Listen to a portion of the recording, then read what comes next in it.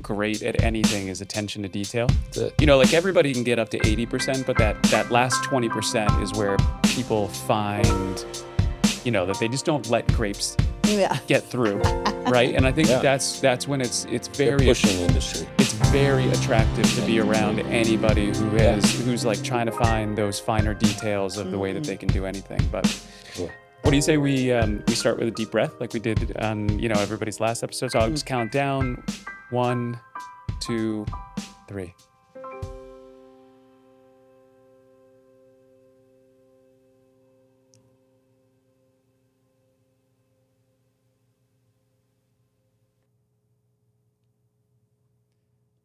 Welcome back to the Unscripted Room. Tonight's episode is Performing Through Harmony, and our panel tonight will explore what does it feel like to try to figure out how you start to work in flow with things and, operate within the current. Can we improve our performance by kind of figuring out how something works and allowing ourselves to start to move in the direction that we can see that it naturally goes? Could not be more excited to be in this room with the three of you. Can't wait for the conversation that we're about to have. And Nina, if you're okay, I'll let you read question 1 and we'll get this thing kicked off. Okay. And the winner is... I love the little seal you have in the back. No, you make it a little bit tricky though to open up. So okay. Does not want to come out. Okay. Can you remember a time when you swam against the current?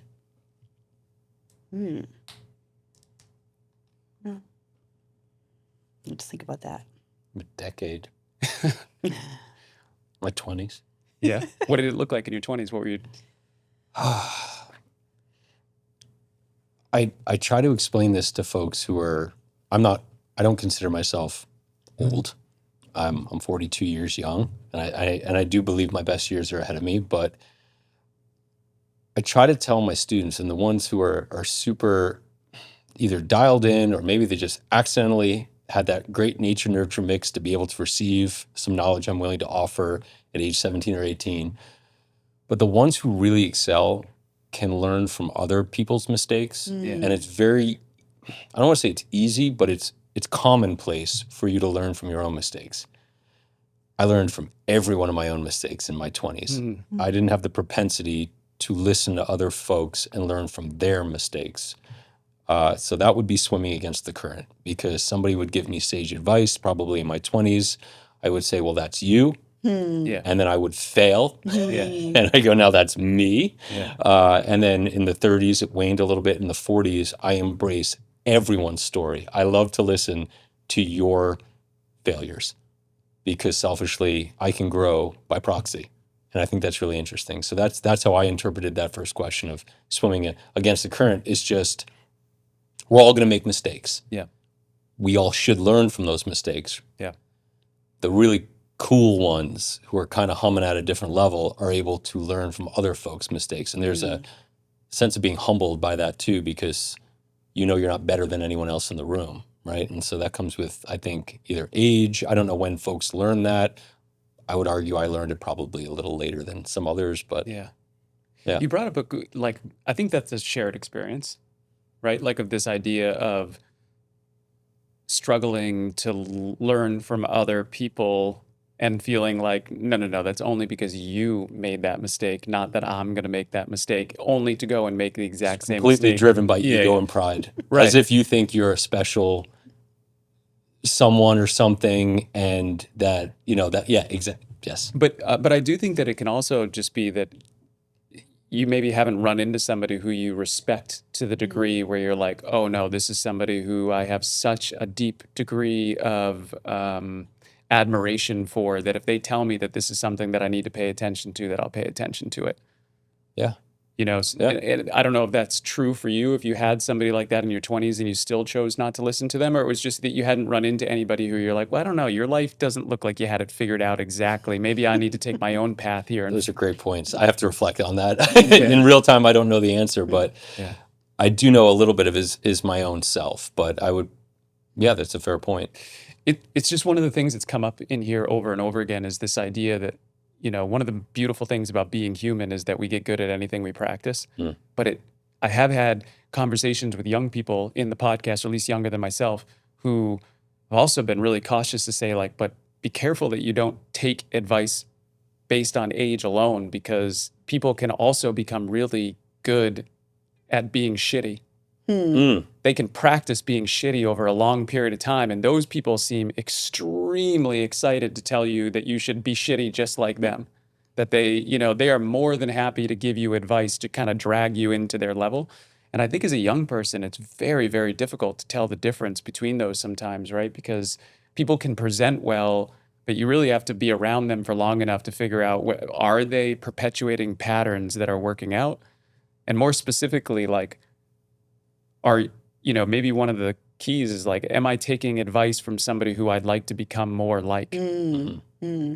That's one of the things that, that I've definitely understood, that you have had that impact on my son, because I think that when he's in your class, he's like, he admires you. Yeah. And so when you say something, it's that admiration that he's like, maybe it resonates a little bit. Yeah. On a different level. Yeah, that's nice. Yeah. I was going to say, I saw this great sign that said, it's amazing how many people have influenced me not to be like them. Yeah. Right. Which is that kind of thing. So it's curious that, you have that thing where you have an influence over young people. I wonder what that is. Do you think that's because you don't BS them, that they know that what you're saying is exactly what you feel? And yeah, I think it's a mix, right? Like, probably my physical appearance helps disarm them, or at least confuse them enough to want to take an extra half a second to find out what I'm about.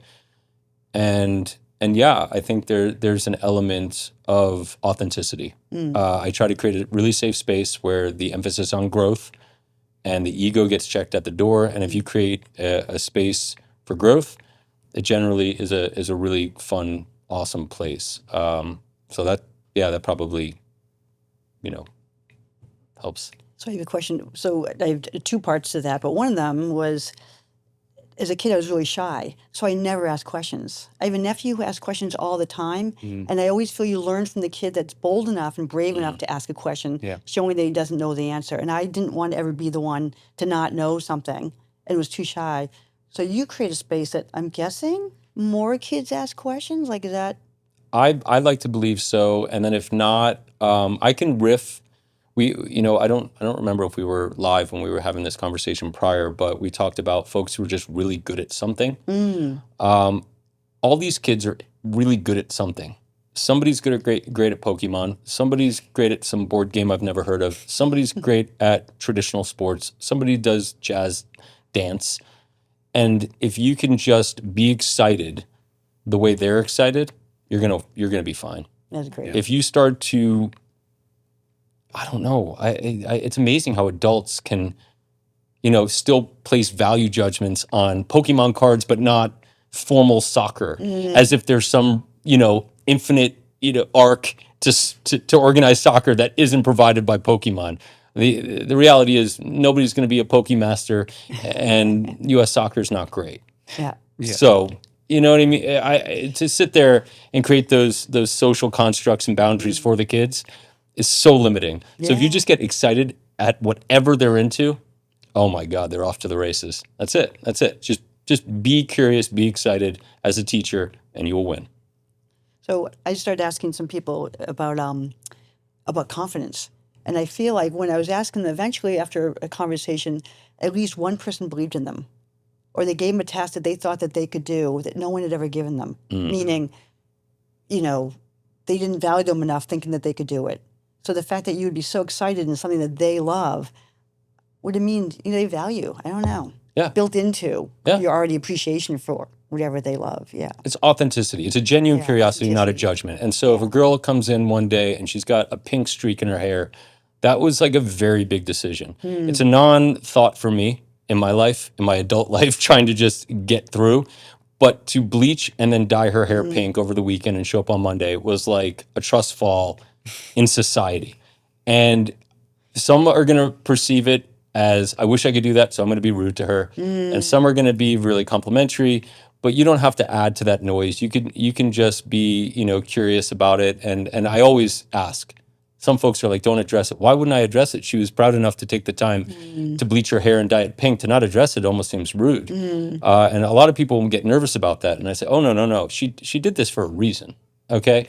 And whether she thought it was a stylistic choice or she wanted attention, I'm going to at least indulge this process and ask some prodding questions like, why that shade of pink? Or, how your family feeling about that? Or, are your friends super receptive? Or just ask questions. And it's, I hate to say it's easy, but it does baffle me how other folks make it so hard. Mm-hmm. I think it's interesting that this is where the conversation went, because in hearing the original question, it's like when you're, what is it, like going against the current? Yeah.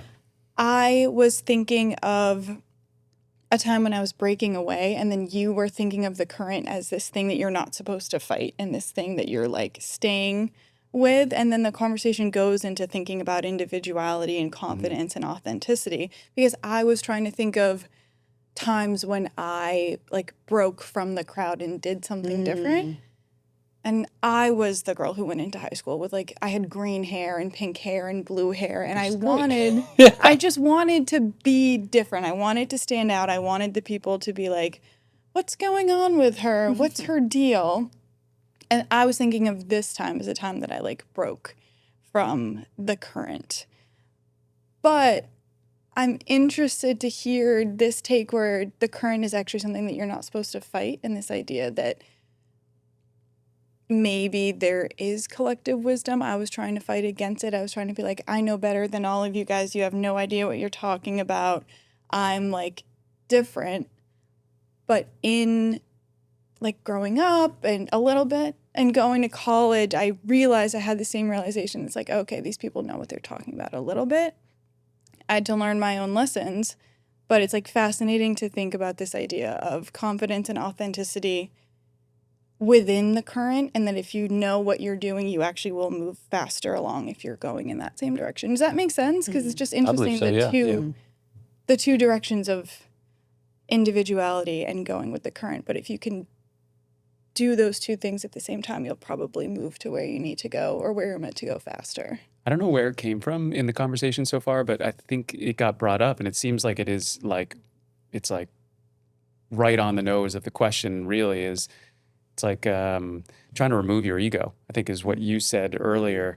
And the more you can remove your ego from any situation, the more you feel like you can just be in flow with whatever that moment needs to be. It feels like even dyeing your hair, like it's a beautiful expression of whoever you want to be. But I think oftentimes we dye our hair, or we wear clothes that stand out in certain colors, or we're doing these things to try to like get people to see us as individuals.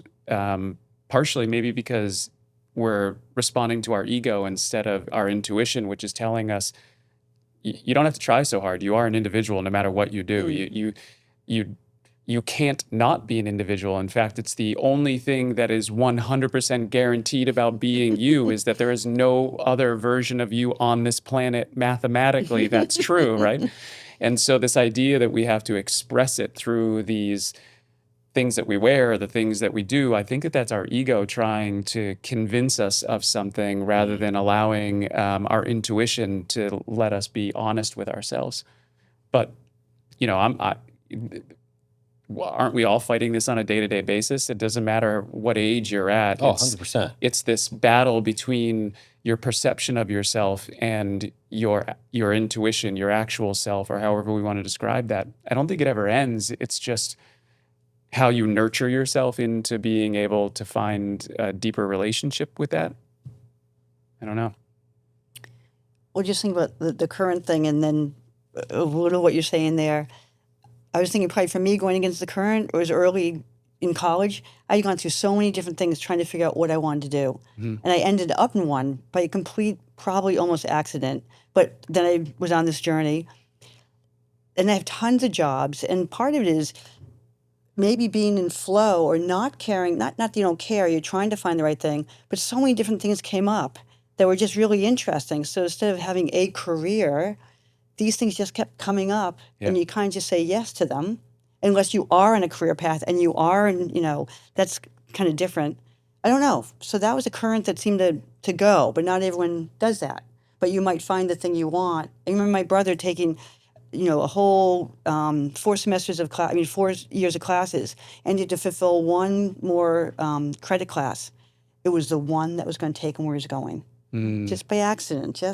I don't know. Some things happen by accident. Interesting. Well, in everybody's life, like how many things that you love about where you are sitting at this table right now came from like careful planning that you Sure. were 100% sure for years you've been working towards this versus that you stepped into a moment that all of a sudden became clear to you that this is something that that this is a good fit. Yeah. This is going to work for me in some way. And then you allow that to unfold. I'd be super curious to hear I'm everybody's super curious. curious too. I think Yeah. this is quintessential to Yeah. going somewhere. Because it is kind of a flow question, right? It's, do we allow ourselves to kind of follow our own flow of where we're going, or do we fight against our own current by trying to plan stuff? I always find it very funny anytime somebody comes to me with a business plan and they're like, got to make sure that we're thinking. And I'm like, you've never run a business before, have you? Like you've never had the Yeah. experience of understanding just like how little you know about what the future is actually going to hold and the kind of shit that you're going to go through that you've got no clue. I mean, I'm not saying don't have a plan. I think having a plan is a great idea. But thinking that your plan is going to work out the way that you planned it is, I haven't seen it work out all that often. Optimistic. So yeah, it's Yeah, optimistic to a maybe a level of delusion. Oh yeah. Yeah. Well, I would be honestly super curious to just hear people's stories of how they ended up where they are. I think that's what you were saying. Yeah, I yeah, think yeah. that would be a really cool idea to like. Do you ever go it. against the flow? We talk about flow. First of all, how we define flow. Is it a state of being? Because I don't possess that. Or do I have moments of flow? I do. I have moments where I'm in a flow state, but I am not perpetually in a flow state. I guess I would reserve that for, I don't know, monks, right? I don't know what a permanent flow state looks like, but I know when I'm in the right atmosphere with the right collection of people working towards a goal or a project, there becomes a flow state. Time evaporates. Creativity is flowing. Ideas are received. They're put aside, and it's a really fun experience. But I've never been in a flow state of life. I've had moments where I felt like I was in a flow state. And it's only in retrospect, actually, that I even realized I was in that state because I was envious. And I'm looking back at that moment as such a special time. And how do we recreate that, which has its own can of worms. But yeah, I don't. Do you? I'm not a flow. I'm not in a continuous flow state. Is what I'm trying to sort of. I don't know if some of you feel that you. I don't know if it's possible to be I don't in a know. flow state all the time, but then Yeah. maybe it's because I've never experienced it my whole entire life to know that it's possible. But Right. I feel you're very right about certain things, or you're with a collection of people, or you're somewhere, whatever it is, that things just feel just so right, and you're like, wow. Or it's where your mind is, like you said, you kind of forget everything. You forget the world, or you forget time's moving on, or maybe when you have conversations and you said 4 hours went by, and you're like, That's a felt flow like- state, right? yeah, it felt like 15. Yeah. Yeah. I sometimes wonder if that's maybe like what Jesus was. Was he somebody who was able to pretty much be in a flow state because he was so tapped into being himself all the time? So when people were around him, his aura and his energy was just on fire in comparison to everybody else. Is that, I love watching documentaries about sports, but specifically Michael Jordan was like the era in which I grew up in. Sure. And he seemed like somebody who could drop into flow anytime he had a basketball in his hands and stepped onto that court. So I don't know. I personally like to think of flow as our natural state, but that the turbulence that we experience in trying to share the world with other people creates energy that we are constantly, and our ego and our perception of ourselves and all of those things, that I like to think of everybody as being perfectly capable of doing everything at the highest level, but that we have to train ourselves into being comfortable to reach our perfection rather than thinking that we're somehow broken and we have to fix ourselves into Mm. finding flow state. But that, I mean, who knows? Mm. That's not because I feel like I know that to be true. It's just that feels like the advantageous way to think Yeah. about other people and myself, you know, but I don't know. You said tapped in. I feel like flow state is just like exists next to us and we get like jostled out of it when we have these distractions or anxiety. And like you can get knocked back into it when you're having time. these conversations or you're surfing or you're doing whatever. Or when you're But, like, working uninterrupted. Yeah. We bother people while they're working for meetings that are nonsensical. There's a TED Talk about how meetings are useless. I love that TED Talk. They're just monetary sucks. You get everyone's salary, you put them in a room, and you multiply it by the hour that they're worth. It is a violent waste of money. Yeah. An aggressive. Oh, it irks me because you need like 3 or 4 hours of the gurus. They say you need 3-4 hours of uninterrupted, deep thought to really be productive. And everything in the traditional 9 to 5 business model is to disrupt Yeah. and to distract and to show people you're working rather than work. Yes. Because working is quiet and working is hard. But working sometimes doesn't produce results every hour on the hour. And that's where TPS reports and all the other bullshit that middle managers make a living on get paid to do, which is just, in my point of view, waste precious time. Yes. And that offends me, actually. You could tell it offends me. I don't have enough time Yeah. to waste Yeah. having folks say we should all just get together and I hired some And be more guy productive. or gal Yeah. and I'm going to tell you about, and it's like, you just bothered them. Yeah. They were in deep work thought. But that's such a rational way to think about your life, is that you should be offended when your time is wasted. It's the most precious commodity that you agree. have. So when agree. somebody wastes it, you shouldn't be casual about that. You should be casual when somebody cuts you off in traffic. Like, okay, I've done that too. Yeah, So like we're all trying to get to where we need to go, no problem. Like, but you shouldn't be casual when somebody takes your most precious thing that you have left. For that me, you it's a don't- hijacking. Right. that you I don't- take it as viscerally as a hijacking. Right. And we're not guaranteed more of it. So if you take some of that from me right now, I might not have, like I don't know how much of it I have. So I want to treat every moment like it's precious to me because it is. It is exactly agree. that. I will say one of the things it's been, and you might be able to expand on this from the hunting perspective of what you're saying, but the most flow that I've ever been able to sustain in my life. One, I would say this. When you have conversations like this, sometimes you can drop into flow with everybody, and you get that time thing, which is amazing. But I raced cars when I was in my early 20s. You wanted cars? Raced cars. Oh, raced. Yeah, so my brother and I raced cars in the SCCA, so it was like road racing. And for whatever reason, that particular sport was very, very high intensity, not because it's like more dangerous than other sports. Like I would say football is way more dangerous than that.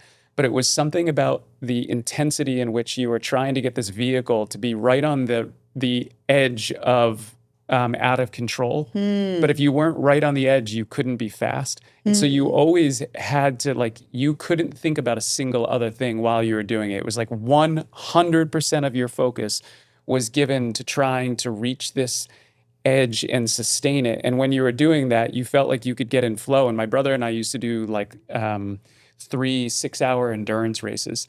And those were like crazy amounts of flow that you could get into, exhausting. You'd get out of the car and you'd just be like, you just had nothing left. So you'd have to almost have people carry you and put you into a chair and just kind of let yourself decompress and try to figure out if you could get some of that energy flow back into your body, because your mind just lets it all go. But I've had similar feelings leaving these podcasts where we've all done it with each other before, but for whatever reason, when I'm done with a podcast, I am so fucking hungry. And I think it's because focus, attention and focus is something that we don't appreciate as being a physical drain. You know what I mean? We think of it as like running a marathon or doing this athletic endeavor. But sometimes when you allow your mind to take over and you're really focusing, that also has its own flow state to it that can be extremely intoxicating to be a part of. So it's funny, not funny, but just hearing about that sounds like an incredible experience. First of all, that intensity. I don't want to say it's like war, but you're aware of everything, and it takes everything it takes. So I'm thinking, there's that. Is that different from joy? Like the joy state, which again is flow for a short amount of time, maybe.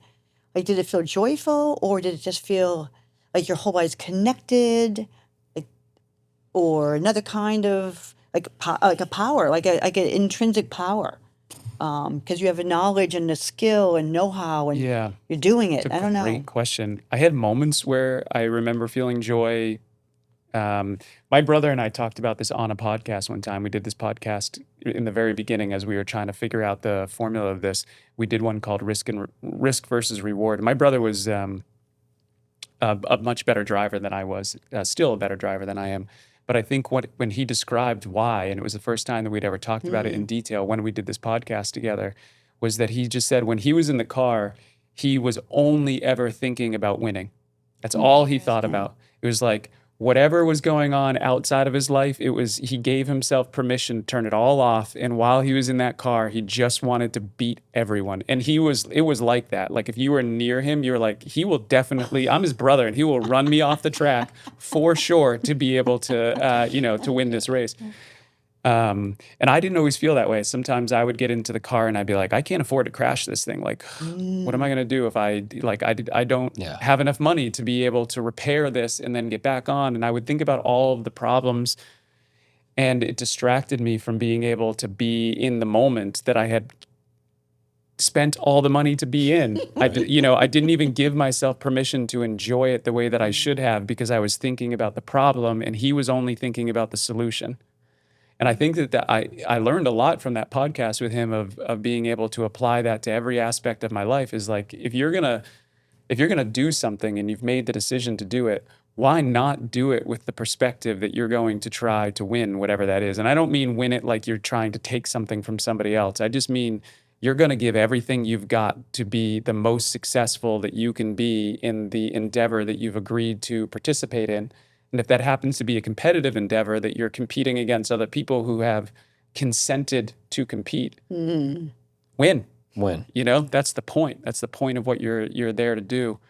I don't know. I don't know if that answers that question. Yeah, but I that's remember really feeling a lot of, interesting. No, that is. It's sort of where's the mind, or where's the connection, or he's connected to his car and to everything to win. It's a motivator. Yeah, but that flow is interesting that he's in that flow. But he might not describe what it is. He described how he did it. Yeah. Was he wanted to win or do the best he can do? Well, What does it feel like? I don't know. You're bringing up something that's really interesting that I think would be interesting for all four of us to talk about, which is that, when any of us have tapped into that flow for a moment or for a sustained amount of time, I'm not sure that joy is the way that I would describe being in the flow. It's like focus might be the word that I would use. And then later on, you get to reflect on it, and you might maybe feel very joyful about the fact that nothing else was bothering you in that moment, that you felt clean and clear. But I don't know that if I thought about moments where I felt like I was in flow, that joy would be the word that I would tap into. But I know personally, I have a harder time with joy than I do discipline. Joy just isn't something that comes easy to me. Discipline is something that I have an easier relationship with. So I don't want to pretend like that it might not just be my own personal thing. You know what I mean? Well, I was trying to think of something that induces flow. And I recently have gotten into rock climbing. Cool. Which I love, but it's an interesting combination of it was mostly fear. It's a lot of fear. The first time I went rock climbing, I could not hold on to the wall without just shaking in anxiety, because I have a lot of anxiety my whole life. I have. And just being off of the ground this much, my whole body is violently shaking. Wow. And the whole experience, the first couple of times I went, was just learning how to not be afraid that I was going to fall, because you have to be in a flow state. Otherwise, you're going to fall off the wall. You have to think about holding onto the wall and where your foot's going to go and where your arm's going to go and where your weight is. Otherwise, you're going to fall off. And I wouldn't be like, oh my gosh, it's super enjoyable, because I'm scared. But then you get to the top. or you try like 7 times and then you get to the top and then you climb down and then you feel amazing. Yeah. Because all you were thinking about the whole time was getting to the top. And it's so nice to have had that clearness and that focus. And you're like, wow, all I was thinking about was the thing that I wanted and then I got it.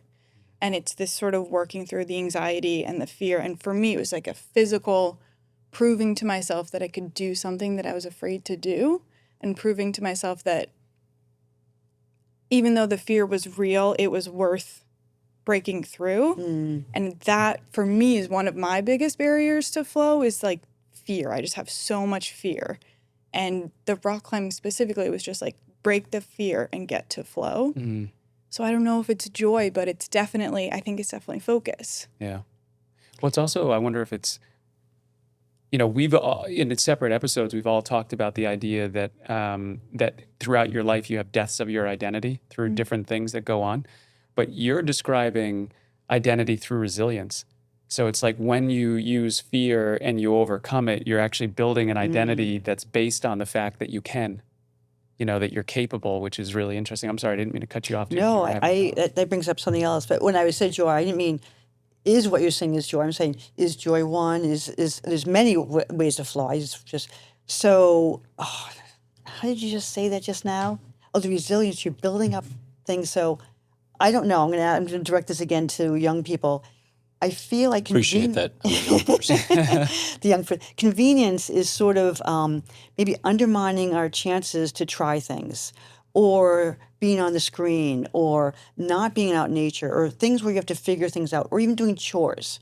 You know, I feel like there's so much convenience now we don't do as many chores where we did figure things out and we go, oh, I just figured that out. Or the resilience thing, you know, I don't know if there's less.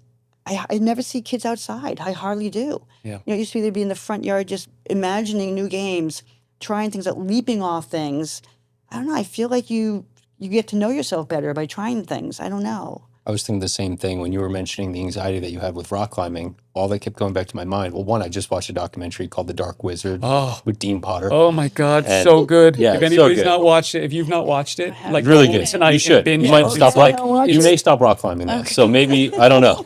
It was Yeah, it was and Alex so Hunnell was is it Hunnell? Yeah, So and he was in it, and it's just, yeah, I think we've created so many safety nets for ourselves, societal safety nets, that we just are afraid to fail, which means we'll never get to that flow state. It's much more difficult. I won't say we never will get to that flow state, but the societal script is making it harder for the average person to tap into a flow state because of the perception of consequence. And there really is no consequence. It's the perception of consequence. Consequence is inconsequential.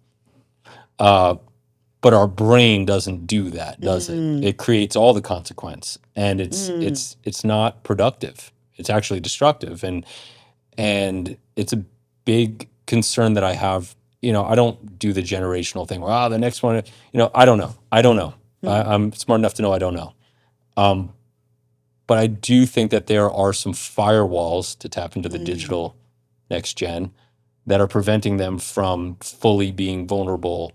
Like you said, going outside, creative thought, independent play, curiosity, that all facilitates flow because, you know, folks are going to get funneled into things that they enjoy. They're going to get, you know, maybe deviate from things that they maybe aren't as competent in. But this one size fits all kind of glossy public education, as a public educator, like, I'd blow the whole system up. You know, it's not conducive to education. We're doing a very bad job. I believe that. We're doing a great job of doing average for a lot of people. Yeah. And that's not enough Yeah. because we weren't built on average. Right. Right. between what you were both saying, a question emerged for me in all of that, which is, and maybe between the three of you, was that, so the opposite of, yeah, so this question is asking us what was a time in our life where we went against the flow of something, right? Which is kind of anytime you do something that makes you afraid. Sure. Right? So it is going against fear, and yet it does seem like the world has gotten so comfortable that people think that staying in the current is doing everything that doesn't make you afraid. And I've sort of, but I've sort of hacked that a little bit. And it's helped me in my professional career and my social career, in that so many people are willing to go with the common message. So I dress down at weddings. I dress up to go to Panera. I almost am a bit of like sand in your shoe, because every against the current choice that I've ever made has catapulted me to success spiritually, financially, emotionally. And my peers look at me and they say, well, why? I was like, because every time you follow the script, I swam against the current. Whether it be eloping, which I mentioned last time. I think everyone should elope. I think weddings are gross. I love going to weddings. Throw a great party. I'll show up. I'll give Don't you go away, but don't go to no, I'll go to your wedding. You know, I'll give you a really generous check too. It's not going to help you, but I'm going to have a great time. It's just I was supposed to be a lawyer. I went to be a teacher. Don't buy the veterinary clinic. We bought the veterinary. Don't buy this place and went literally everything. This most recent business venture I had a team of bankers, a lawyer, an accountant. My friends. Joke is ready to come out. No, my friends and my real estate agent, a good friend, all said, I cannot in good faith advise you to buy this piece of property. And so I knew I was doing something right. And I bought 3. And that's not like, oh, I'm a big, brave guy. I literally know it's going to pay off, because everyone is keeping up with the Joneses, wondering why everyone's sinking. It's not creative. It's not interesting. It's not nuanced. Nothing that we're doing. It's all prescribed. Have a way. It's just this linear track that we have prescribed to folks, and they are so willing to take part in that procedure. Go ahead. I was just going to say, this is a conversation that I've had with my kids hundreds of times, which is that, like, just do the math on this. If you want to have a unique life and you continue to do things that make you like everyone else, how in the world are you going to stand out enough to be able to have a life that is unique? Like, you have to follow your path, and your path alone. You can't listen to me. You can't listen to anybody else. When your intuition tells you to do something, that is your intuition telling you that your path is to be unique in this way. And you have a duty to yourself to listen to that. And everybody's intuition might play out in different ways, you know what I mean? Yeah. But the truth is that if you're being like everybody else, the chances of you being unique goes down mathematically, right? But yet everybody tries to be in get everyone else's approval, which is the opposite of what you have to do to actually be unique in the first place. Yeah. It's so counterintuitive. Yeah, It's our old brain wanting to be evolutionary part of the herd, but in modern society, it is not productive.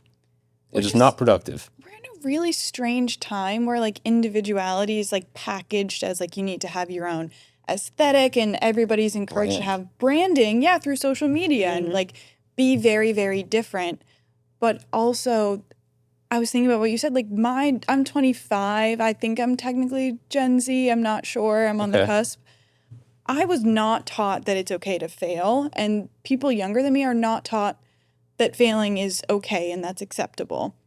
And so there's this pushing of like, be individual, be completely different, but you have to know exactly Just don't be how vulnerable. to do that. Don't fail. Don't ever screw up. Yeah, right. I think that's why I'm just so anxious, because I just am navigating this, like, how do I be 100% perfect all the time? And that's why, like, rock climbing's great for me. You fail, you fail, you fail, you fail, you fail. And that's like what you do to be good at it. But like, I feel like these kids don't know that it's okay to fail, and they can't find their individuality that's authentic because they're not doing something and being like, oh, I hated that, or, oh, I was bad at that, so I'm going to try again until I'm good. Like, you try something, you're bad at it, and you give up, and then you never learn. And so there's like a weird, be very, very individual, but there's nothing behind it because nobody knows what it is that they want or they care about because they're not failing. I blame Very education. strange. Yeah. We've bastardized the word fail. We ruined the word True. fail. Fail is really not a word, right? It's just struggle. right? Yeah. And like we called it fail and we gave you an average and we put a number to it. And then we'll track you based upon that number. And that may have a long-term implication on your financial future. Well, one of the interesting things that came out in the language and thinking episode was I read in a book that sometime this was a book about Abraham Lincoln, and one of the things they talked about was the transition of failure to be from being an adjective or sorry, like a verb to a noun. Like I have, like a failure is like a thing that happens, right? It's an event. And then it becomes you are a failure. I talk about that in psychology with depression. We talk about global, stable, and internal. Folks who are more predisposed to being, depressed, suffering from depression, which I have in my family. When you globalize failure, you don't say, I failed at this one thing. You say, I fail at everything. Well, that's just patently untrue. And any CBT therapist will be able to hopefully correct that if they're worth their weight in salt, right? And then you say, internalize. I failed at this thing, but there might have been so many other variables going on, and you're putting way too much stock in yourself, right? You're not a failure. You just happen to fail at this thing. And then stable is, I will always be a failure. And that's also a bad one. I failed in isolation this time, right? But if we global, stable, and internalize failure, we have more depressed kids than we do resilient kids because we have not branded failure correctly. And I think that's a big issue in high school. I really, really believe that a lot. I talk to my students a lot about failure and what that should look like. And I hate to keep going on about this, but I went to McGill for a semester, and I was a high flyer student in college, a pretty dopey student in high school. I just wasn't really motivated or interested. I found the light in college, mostly because my partner at the time was super studious, and then it rubbed off on me. She was unbelievable influence. So I got addicted to education, started doing well, was like, all right, I'm going to McGill, let's set the bar high. Went, and they don't even grade in A, B, C, D, F, 90, 80, 70. That is a American construct. They do a 1 through 7 scale. And the translation of whatever numeric grade I got at the end of one semester was a C. And I went to my guidance counselor and I said, I think I need to drop out of McGill. And she's like, okay. And what's up? And I said, well, I'm not a C student, and it just might mean that maybe I'm punching above my weight class. And I think I met my match because I'm working to my max ability and I have a C. And she's like, oh, you're an American. And that's not to badmouth America. But in this one instance, this was way before the political landscape that we're in currently. And so she said, you have to understand, like a 7, if you get a 7, you're the professor because they have the most knowledge in the room. And if you get a 6 or a 5, you're probably the, professor's doctoral student who's grading your papers. And if you get a 4 or a 3, it means you got 70% of the content, which at any given moment is a ridiculous amount of content to receive from a textbook. So a 3 or 4, which is the equivalent of a 70, is not only perfectly fine, it's great. And she just completely reframed what I perceived failure to be, which was that, do you really believe in your heart of hearts you know more than 70% of this content? And the answer is 100% no. And if I'm being honest, I might only know 62%. I just crammed to bolster to get to 70. And so reframing that would help a lot of people get to a flow state because of all of these prescribed norms that I think are preventative to the flow. I've spent the last 3 years of my life literally locked in an office thinking about mindset. That's all I've been doing is just thinking about my own mind. Like, what have I gone through in my life? What can I do to try to create a process where we could evaluate mindset and figure out how we could. But one of the things you start to figure out really quickly is that minds require balance. They require balance, right? And so if you put any mind into a system where they believe that there is success and failure, then all you've done is you've created an imbalance in one direction or the other that somebody can identify with. They identify themselves as being the person who needs to be perfect all the time, or they identify themselves as the person who is a failure all the time. but they have literally given up their sense of identity to the idea of being something that is created by a system that doesn't serve them. And the challenge that we all have is to extract ourselves from the systems that no longer serve us, and think about what we really want to get our mindsets into is what are the words that actually help us figure out how we become the best sense, the best versions of ourselves. And my result from that was that it's resilience. That no matter what you want to do with your life, if you realize that if you happen to have taken a loss today, then your opportunity is to figure out why. And then tomorrow you don't take that same loss again. You might take a different loss, like a different kind of loss. But if you also reflect on that new loss and you figure out why, then the next time you're going to have 2 successes for 1 loss. And the next time you've got 3 successes for 1 loss. And then by the time you get done with that, you end up being the professor. But you can't put people into a system that makes them convinced that their identity is based on the judgment of someone else. It has to be their own sense of self in which they're building strength. I appreciated the last time that you were on, and I can't tell you how much I appreciate it now. I think that we have a lot of broken systems. And I think that the way that you feel anxious all the time is because we've been taking systems that were industrial revolution level systems that had purposes that had nothing to do, that maybe were appropriate for that time. Definitely not appropriate for this time. And we keep acting like the thing to do is to keep investing in things that don't work. But ask anyone that you talk to if they understand what the definition of doing the same thing over and over again, expecting a different result. And everyone will tell you that they understand what that is. And then you go out and look at society and look at how many people are doing the same thing over and over again in fucking systems. It's crazy. That control everyone's life, and tell me that that's not what everything that everyone is doing on a regular basis, whether you go to school or you go to work. You are likely working in a system that is asking you to do the same thing over and over again that doesn't work, expecting that you're going to get a different result today. It's crazy. Today is going to be different than it was yesterday. Yeah. And that that's not true. And because it's not true, it psychologically starts to warp your brain into not understanding who you are. And it doesn't allow you to be able to apply critical thinking to your own identity, which then it erodes your ability to be able to apply critical thinking to the way that you interpret your life. It's a major fucking problem. It's a major fucking problem that we have right now. And I'm so grateful to anybody who wants to sit down at a table and talk about it, because I think that there is a solution. I think AI will help.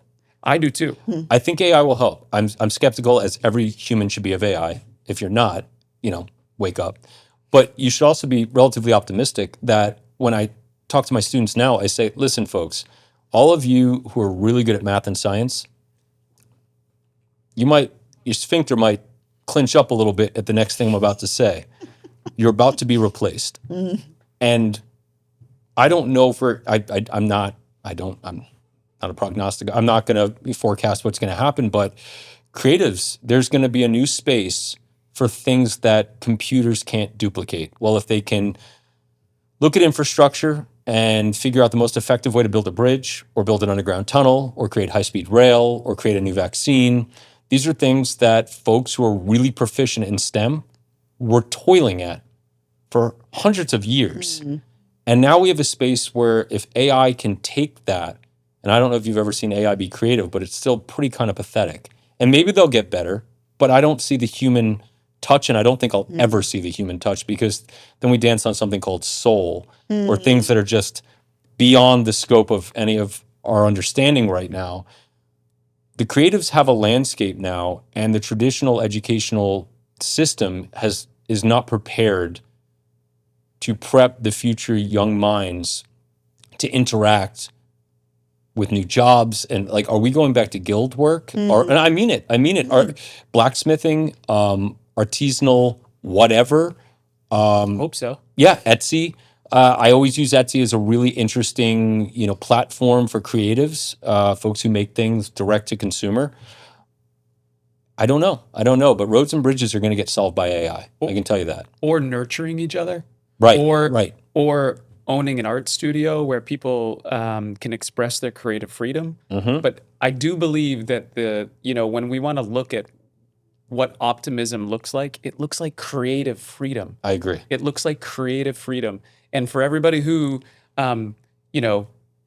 dug ditches with a shovel and then an excavator came along, they weren't like, fuck you, excavator. Yeah, right. They were like, get me in the cockpit of that motherfucker. you gotta so talk- I don't have to use a shovel anymore. You have to know talk what to I the mean? coal Like, miners that's of West Virginia Yeah, because they still come want to. on. They like coal. Come on. Yeah, I know. Give it up. Give it up. I think one of the interesting things about art and creativity with AI is that I don't think that that AI is incapable of creativity. I think we have some spark of it that's born into us, but we also teach creativity to our kids, and no kid can create anything creative without seeing other artwork. It's input, and then we get output back, and anything with input and output, an AI can do. But the thing I think that is different about that with art is that art by definition comes from a place of consciousness, and humans, AI might become conscious, but we will never know.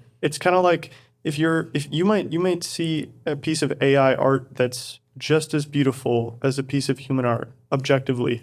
But if you know that that it was created by AI, it's kind of like eating food out of the fridge that like you're not sure if it was like okay, and you're like, okay, well, I'm not going to enjoy this as much if I do eat it.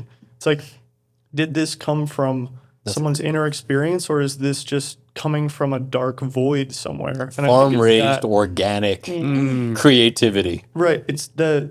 I don't think there will be a significant difference in the ability or in anything within the art itself, but it's that we value the humanity in art. That's what art is valuing humanity. I think it might even be something lighter than that. It's that if you think about the way that you love someone else and that you appreciate somebody else and the way that you value the experience you have with somebody else, I think that what we, at the very core of what we appreciate about them is their investment of their time in us. It's time. It's that like AI can do everything way faster than us, but that doesn't necessarily increase the value of what it creates. It just means that it can do things that took us a long time can happen really quickly. But sitting down and, like I came to your studio and we sat down and had a conversation. The feeling that you get from having that conversation is not going to be replicated by something that can do that faster, right? It's the time that you're getting, which I think might bring us all back to the truth. And the truth is that time is the only thing that matters. That time is the thing that binds us together. That time is what centers us in our understanding of who we are and the value that we can bring to anything, and the value that exists in anything is always measured in the commodity that is the most important, which seems to be time. You seemed like you had a thought that was happening. Well, I had a few, not even more.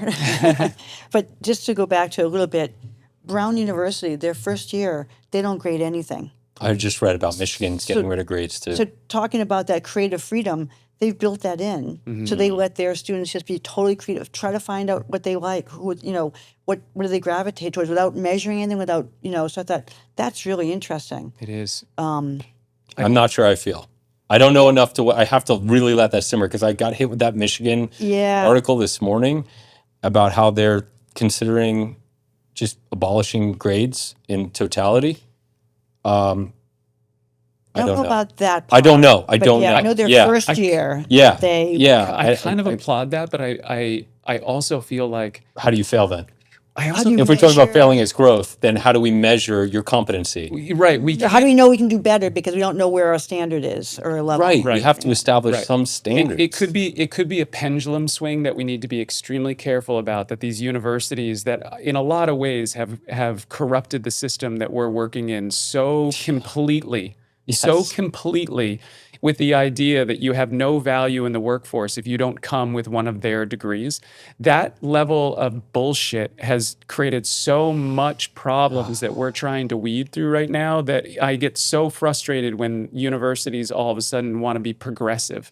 Like, fuck you. Yeah, Come right, on. right, Like, right. you're not, like, You're a corporation that doesn't pay taxes. how I about really don't want to hear it. Yeah, I'm with you. how about we Don't even start get at me started. preschool? How Yeah, about we right. start at preschool? We Yeah. figure out how do we create an education system at, how about Montessori education. but I think like if we really want to make a difference, we can't go to the top. We have to go to the idea that what we know for sure right now is that the formative years of creating a mind happens from conception to 7 years old. That is our sweet spot.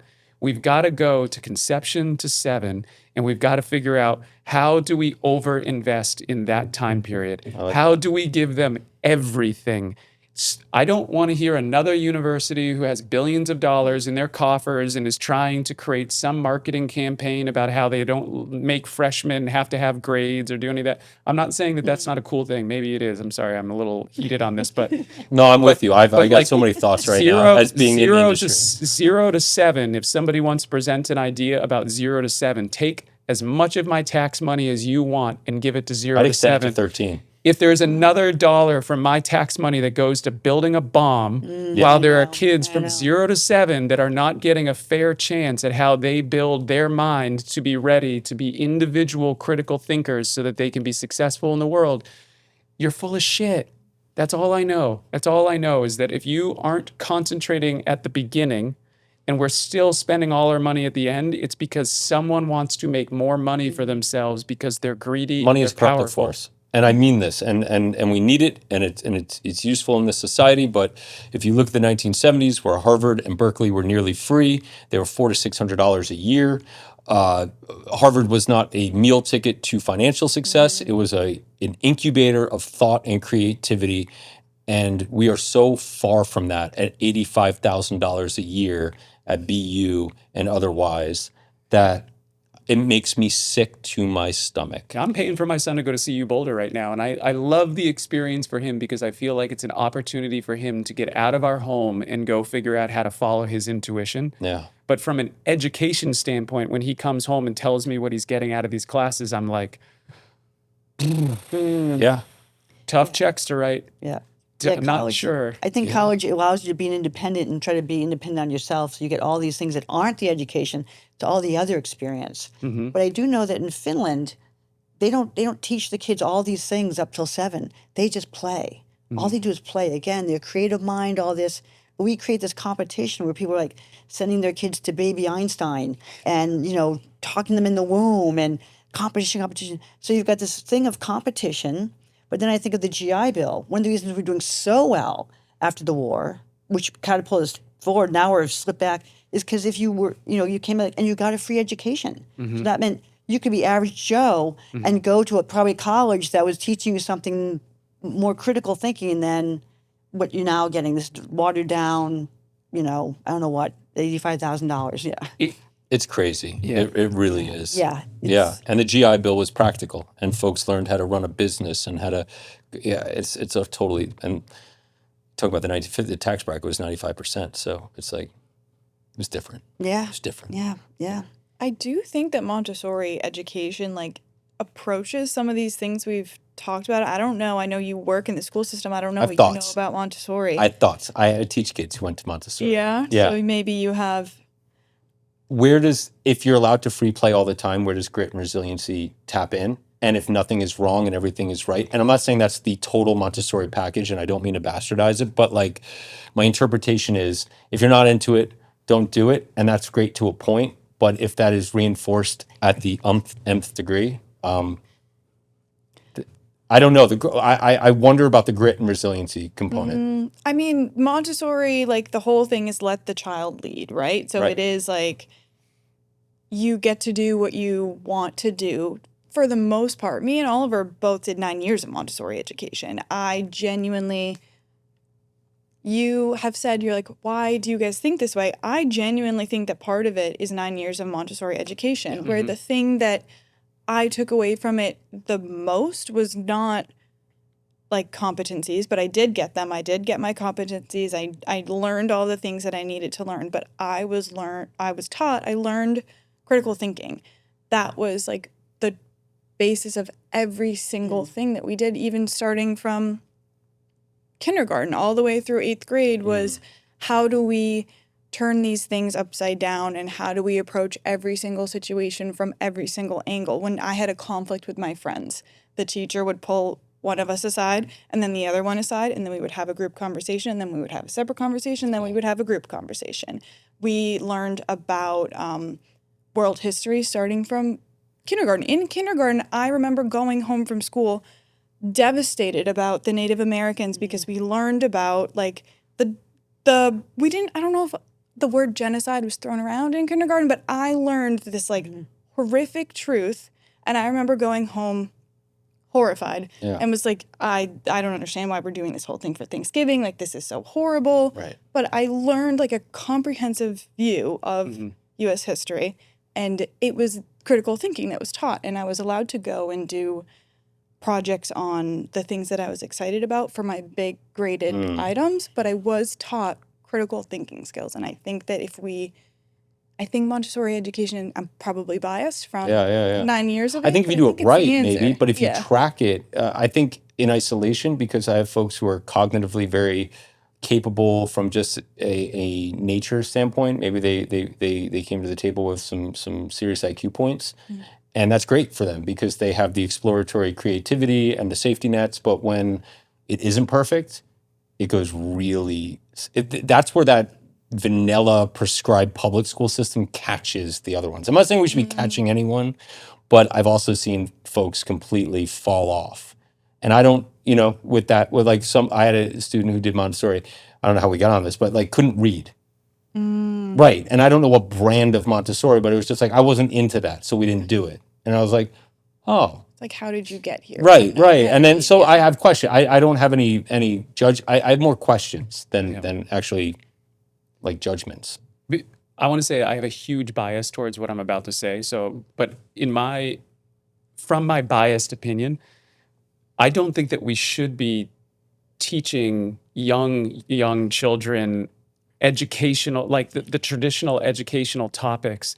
I think that we should be teaching them how to value themselves, how to get to know themselves, how to build an infrastructure for the way that they think about their value system and the way that they think about how they want to treat other people. They should be learning about empathy. They should be learning about honesty. They should be learning about how they, how do they build a structure in their life that's going to get them closer to being able to live at presence with emotional regulation, how to focus on the things that are important to them. Then when they get a little bit older and they've got, and we should be doing that primarily because everything that you do, in my mind, from 0 to 7, should be about equality of opportunity. You should not have a school system in a wealthy community that teaches something different than a school system in an impoverished community. And the one thing that every community could teach at a high level is the ability for a child to figure out how to get to know themselves. Because the relationship with self is something that is the ultimate equality of opportunity. It doesn't create, like if you were living in a household where you were going home and your parents were helping you understand what genocide meant or what it meant to have, to do your math homework or to read or to do any of those things, you already have this natural advantage to your ability to be able to use that. Now, I'm not like, great, if you come from a great home, don't be ashamed of that. That's what every home should be. That's what we should be aspiring to. But on the other end, we should have a system that makes sure that what we're trying to teach young people is how to love themselves.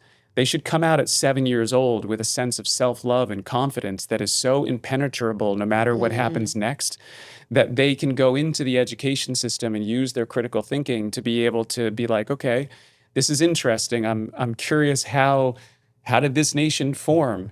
Is it right that we formed?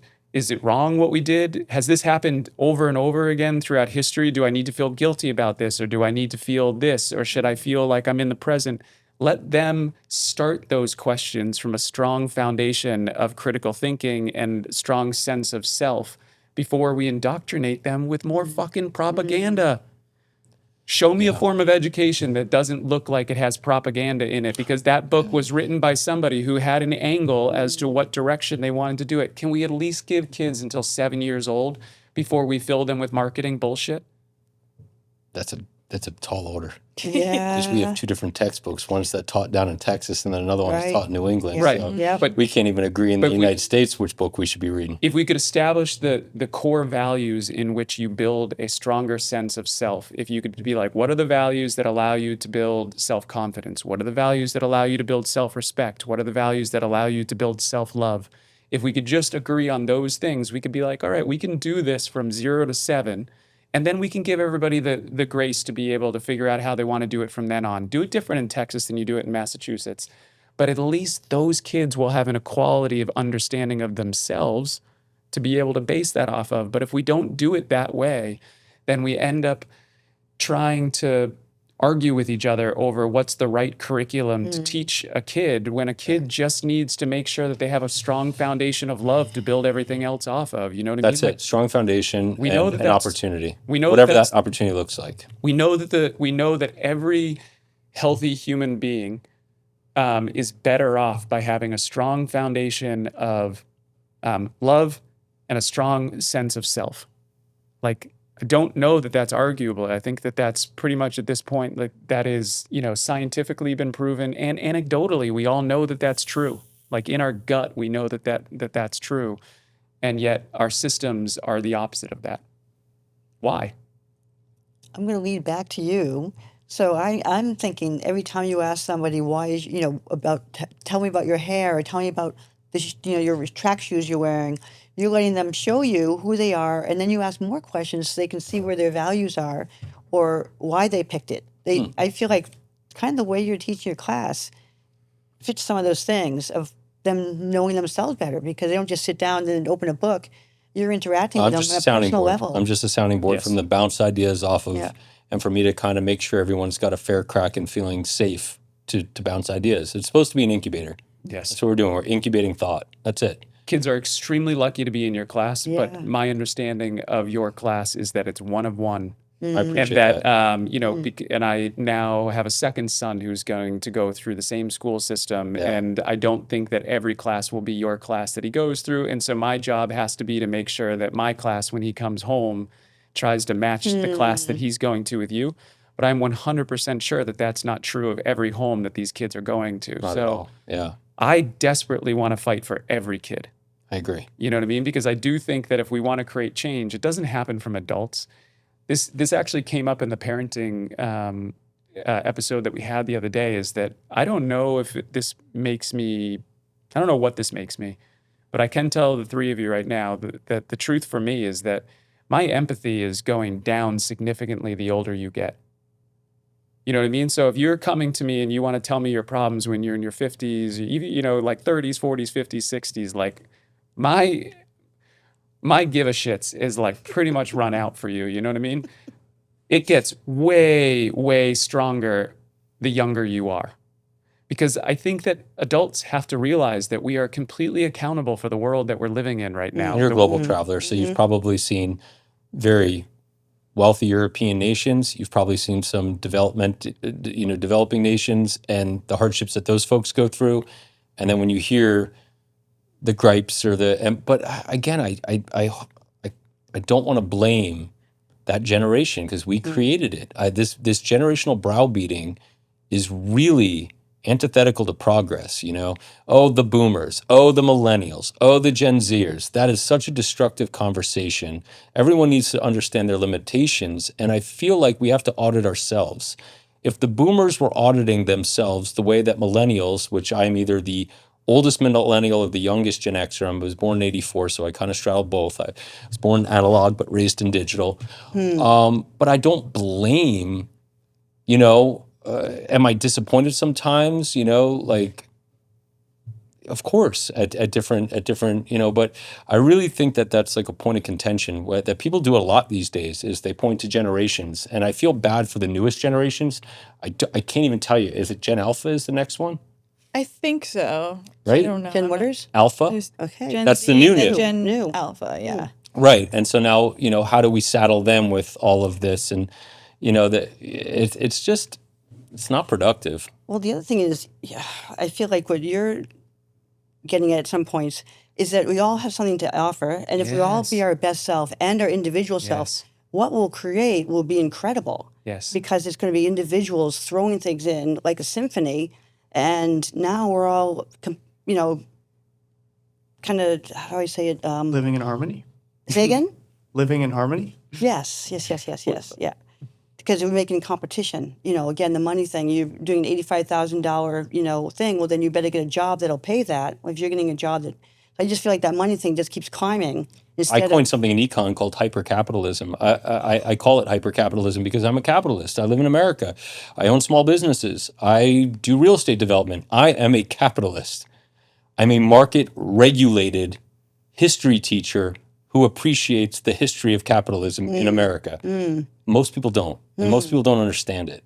And so they see it now, and they see this money is this pernicious, corruptive force, and it's seeping into every moral alcove of society, whether it be education or politics, technology.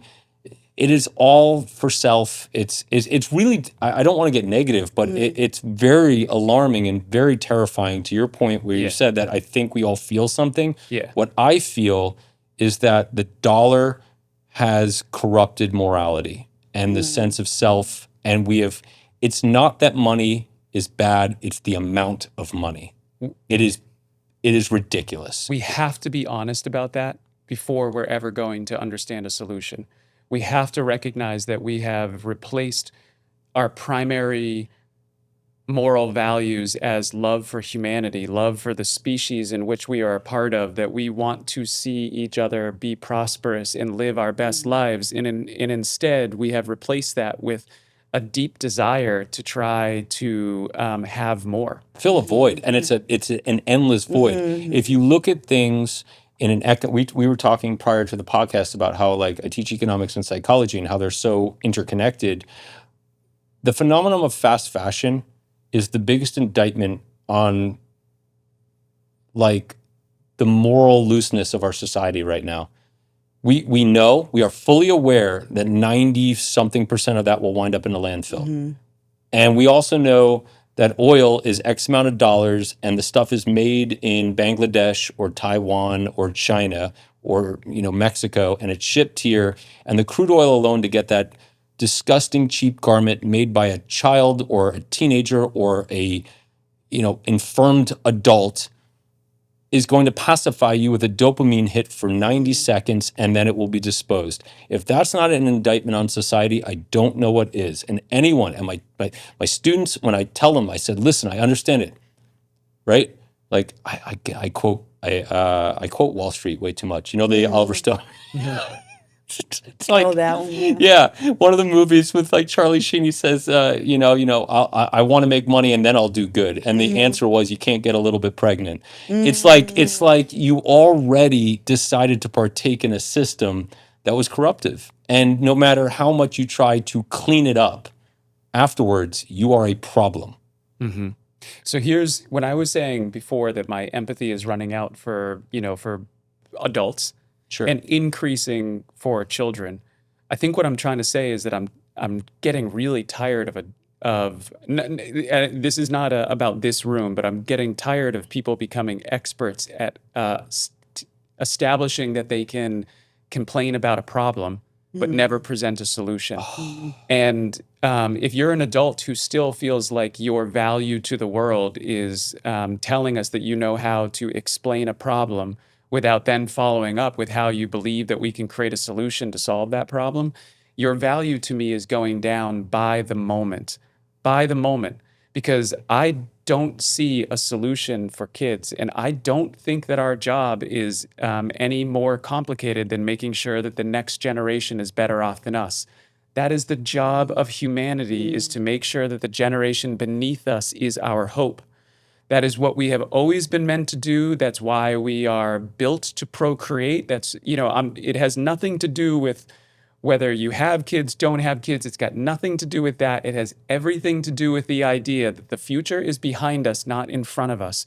So if you continue to think that it's all about you creating more wealth for yourself so that you can then go to the grave with more money than everybody else, You're of no interest to me anymore. The only people who are of any interest to me are people who want to come together and figure out how we focus on taking the tremendous wealth that we have built together, and we start reinvesting that into the youngest age that we can possibly imagine to make sure that they are prepared to figure out how to deal with the technological revolution that we have handed to them. We've experimented on ourselves. We have all put devices in our pockets that we are addicted to, and we are passing that addiction on to a generation, and it is only there to propagate propaganda to make people more money.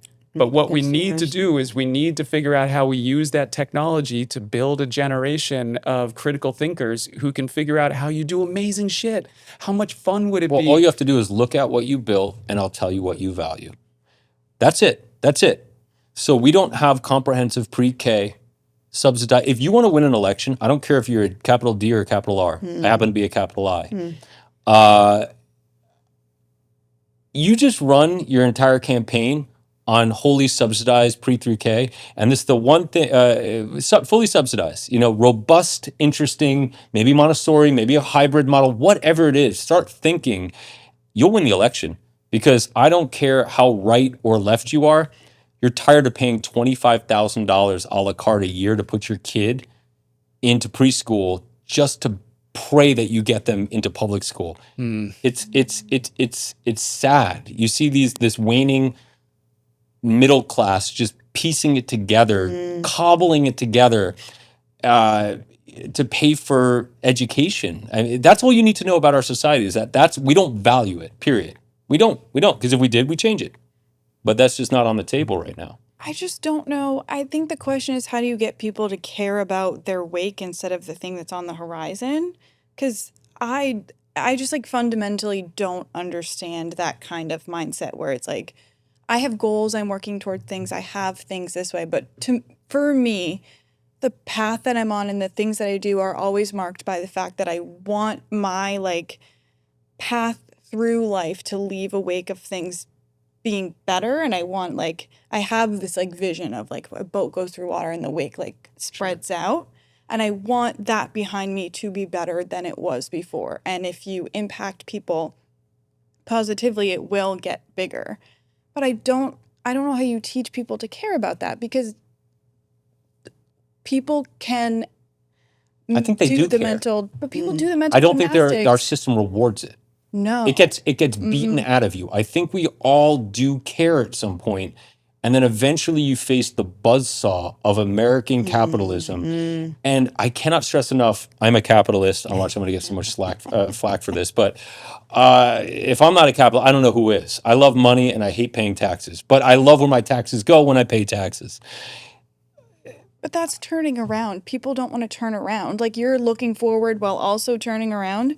People are buying from like Shein and they're not turning around and putting their eyes on the people who are suffering because they made that choice. They're just looking forward and seeing themselves in their cute clothes. Yeah. So how do you reward people for looking at things in a way where they're turning around? I don't know. Better educating 1 through 7. Yeah. Those building blocks are essential. So there are a couple of things that I think are, first and foremost, I think we should slow down and say, why do you feel that way? Why do you feel like the value of your life is so much in the wake that you leave behind you? Because holy shit, is that a gorgeous thought to have?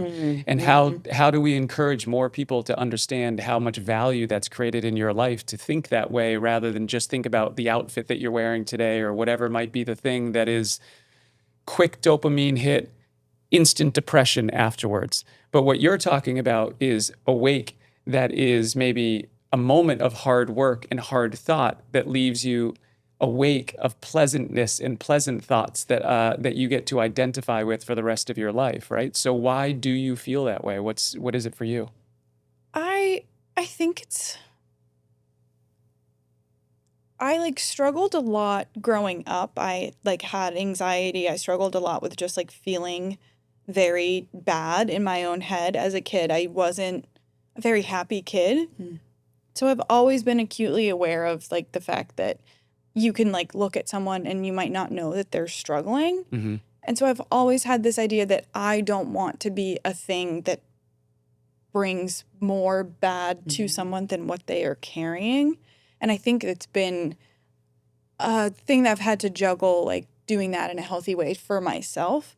But it's always been a thing where I'm like, you can look at someone and you'll never know what's going on with them. And I've always wanted to be able to bring positivity and leave behind positivity, because you don't know how much they're already holding. And if your wake is negative, then you could put more on someone than they can handle, and you wouldn't know. And that's always been so Very important powerful. to I me. wish more people thought. Yeah, but I think it's the value you said. If people said that is a good thing and that's valuable, it would have more credence, and maybe some people be more interested in doing that. But you do wonder: is it intrinsic? Is it nature? Is it a nurture? Is it? And not everyone feels. I was in a bad position. I'm going to make other people in a bad position. Other than I'm in a bad position, I know what it feels like, and I don't want to do that for somebody else. So you have a really altruistic, great way to look at things. Yeah. But totally realistic to what's possible. You know what I mean? Right. Because we get good at anything we practice, right? We know that that's true. We know that that's true. We know that that is true. So let's look at what we're practicing from 0 to 7 and figure out how it translates into the way that young people feel about themselves and the way that they want to treat each other and the things that they're doing. What are they watching? What are they seeing? You know who has become my hero and the person who I would most like to emulate in my life for the time that I have left is Mr. Rogers. I don't know that that name would necessarily resonate with you the same way that it would I know resonate. Mr. Rogers. That man genuinely dedicated his life to creating a television show that was about creating a warmth and gentleness to the way that any child could turn on that television show and they could get calm, that their nervous system could feel calm, that they could hear words of encouragement, that they could feel like someone loved them, even if they were at home and it was chaos, that man created love and calm.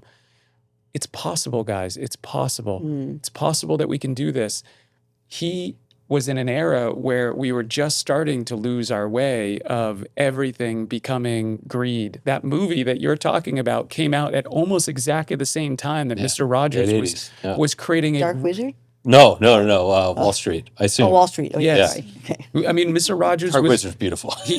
beautiful. He was creating a revolution of his own. It didn't get its opportunity to go where it could have gone. But let's reclaim that. Let's reclaim what that opportunity was, rather than continuing to go down this consumer endless road of, even when you think about marketing, like when you think about the amount of marketing that you have had to deal with, you said you were 25 years old.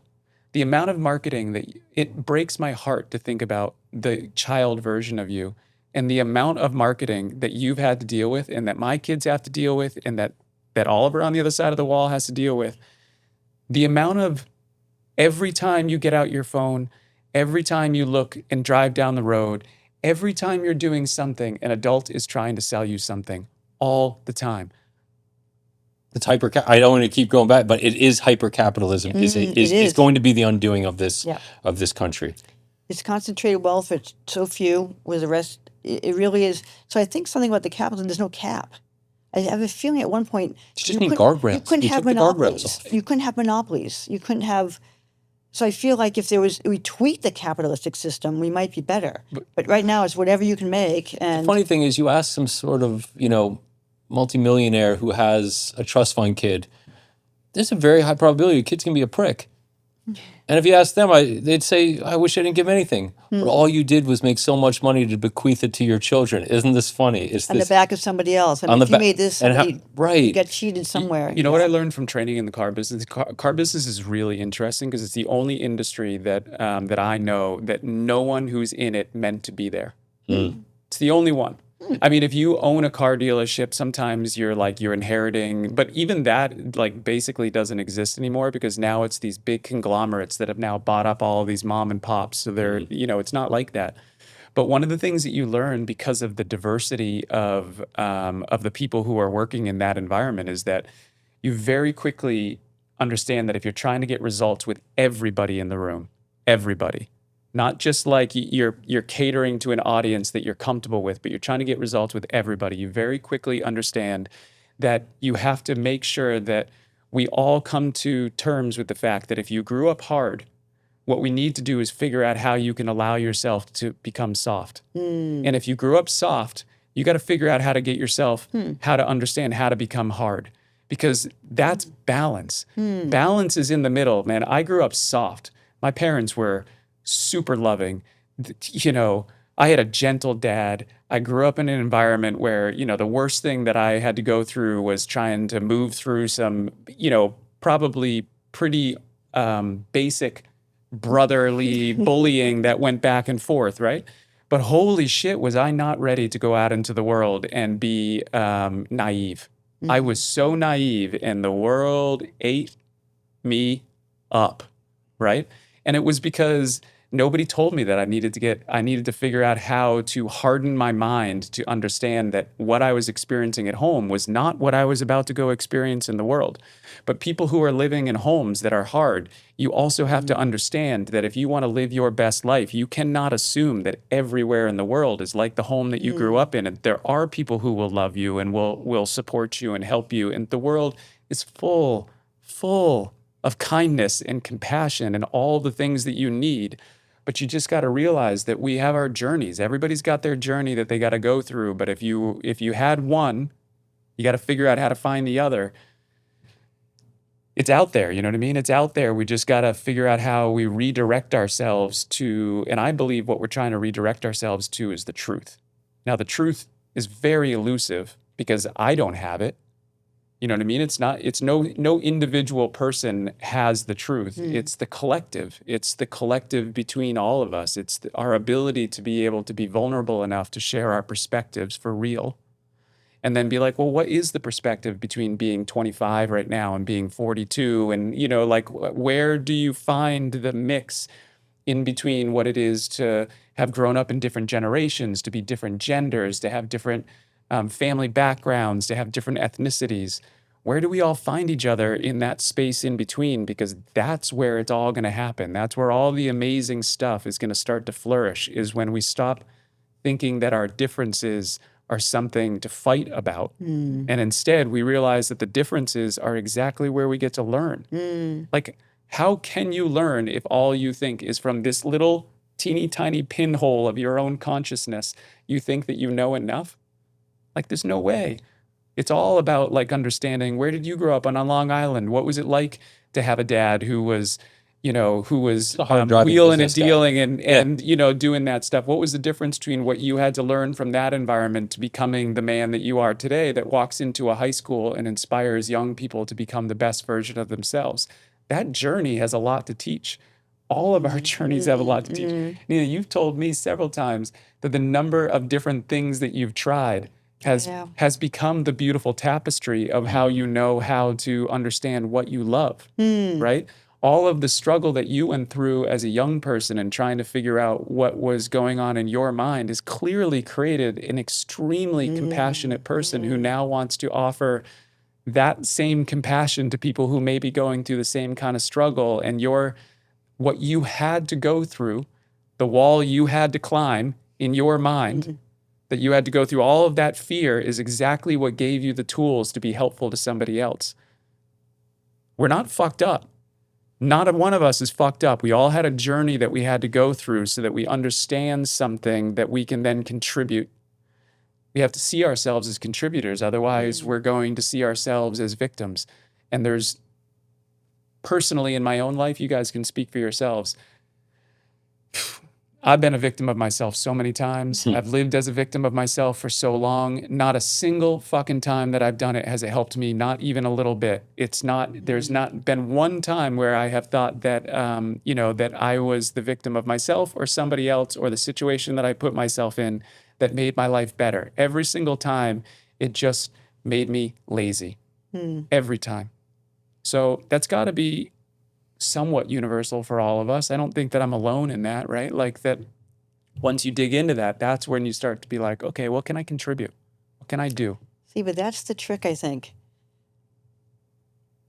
And it's this thing about how you get people to care.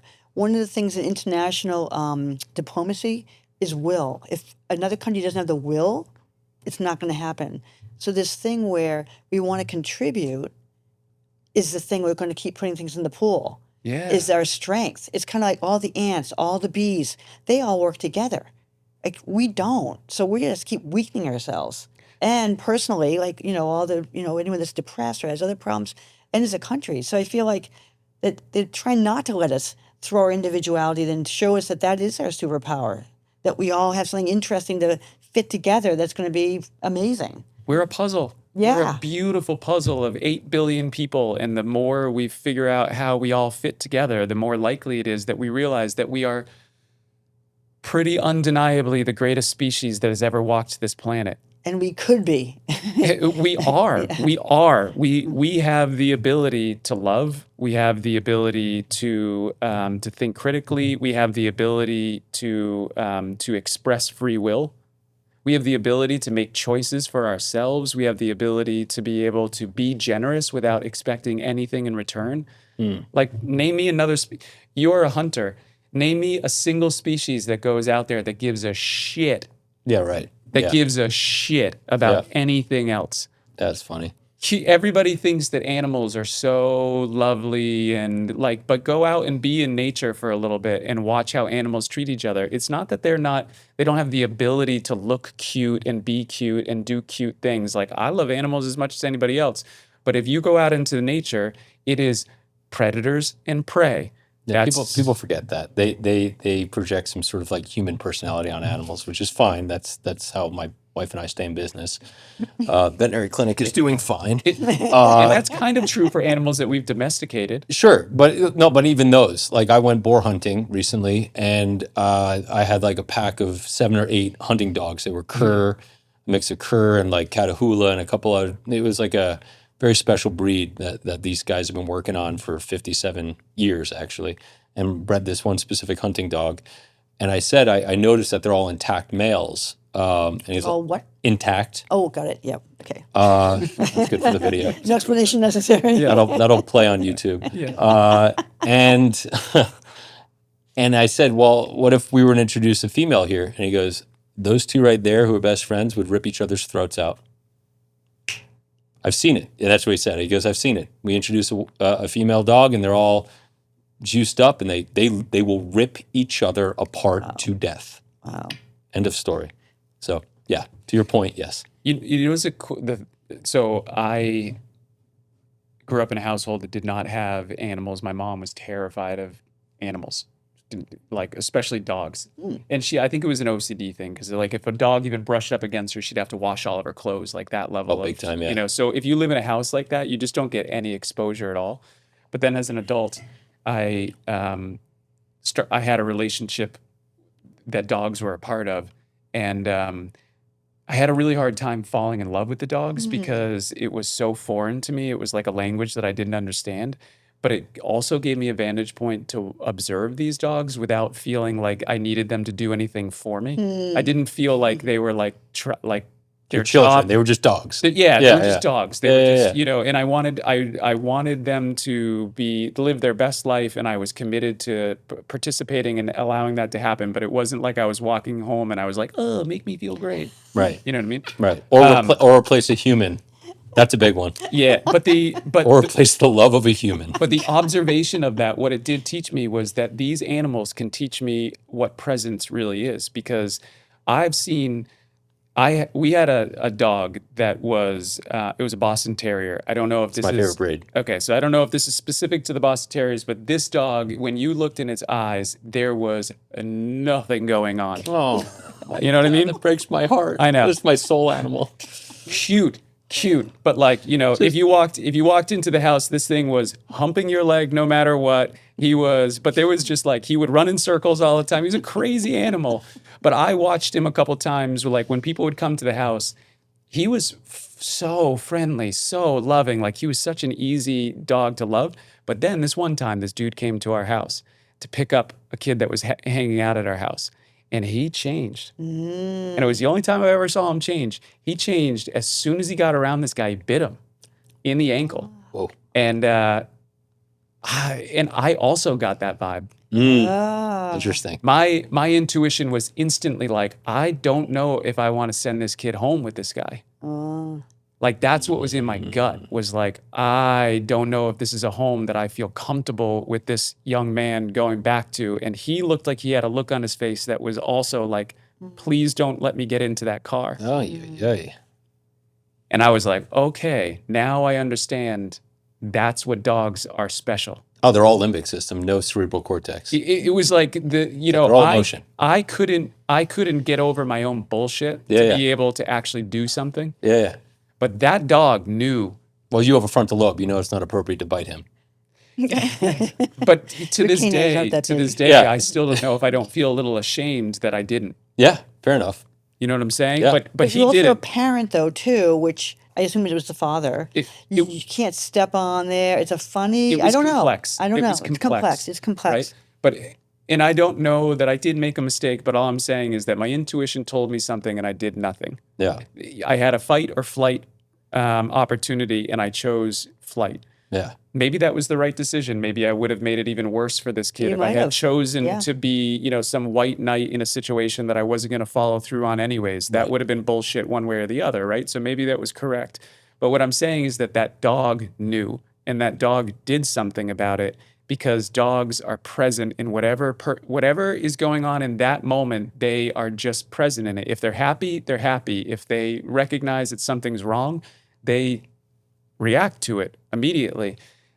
Maybe that's why they're our best friends. Maybe that's why we should be paying attention to them, is because they're teaching us the most important lesson there is to learn, which is follow your intuition and be present as often as you can, because that's where the truth lies.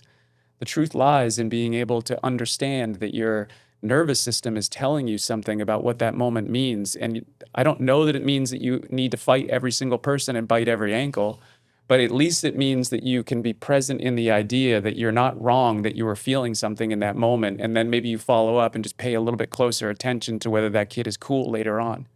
You know what I mean? You look for signs in his body language to make sure that, that you're slowly going to do something the responsible way, but you're not just letting the moment come and go. I don't know. There's just so many of those things that if we slow down, maybe there's a lot to learn from the way that we have a relationship with things that are not us, so that we learn from what they're great at, so that we learn how to be the complex species that we are, which is an incredible species that can do incredible things. And yet a lot of people that I come in contact with literally seem like what they're saying is that they hate humans. And I'm like, you do realize you are one. Like, which one of us exactly are you feeling like you want to get rid of?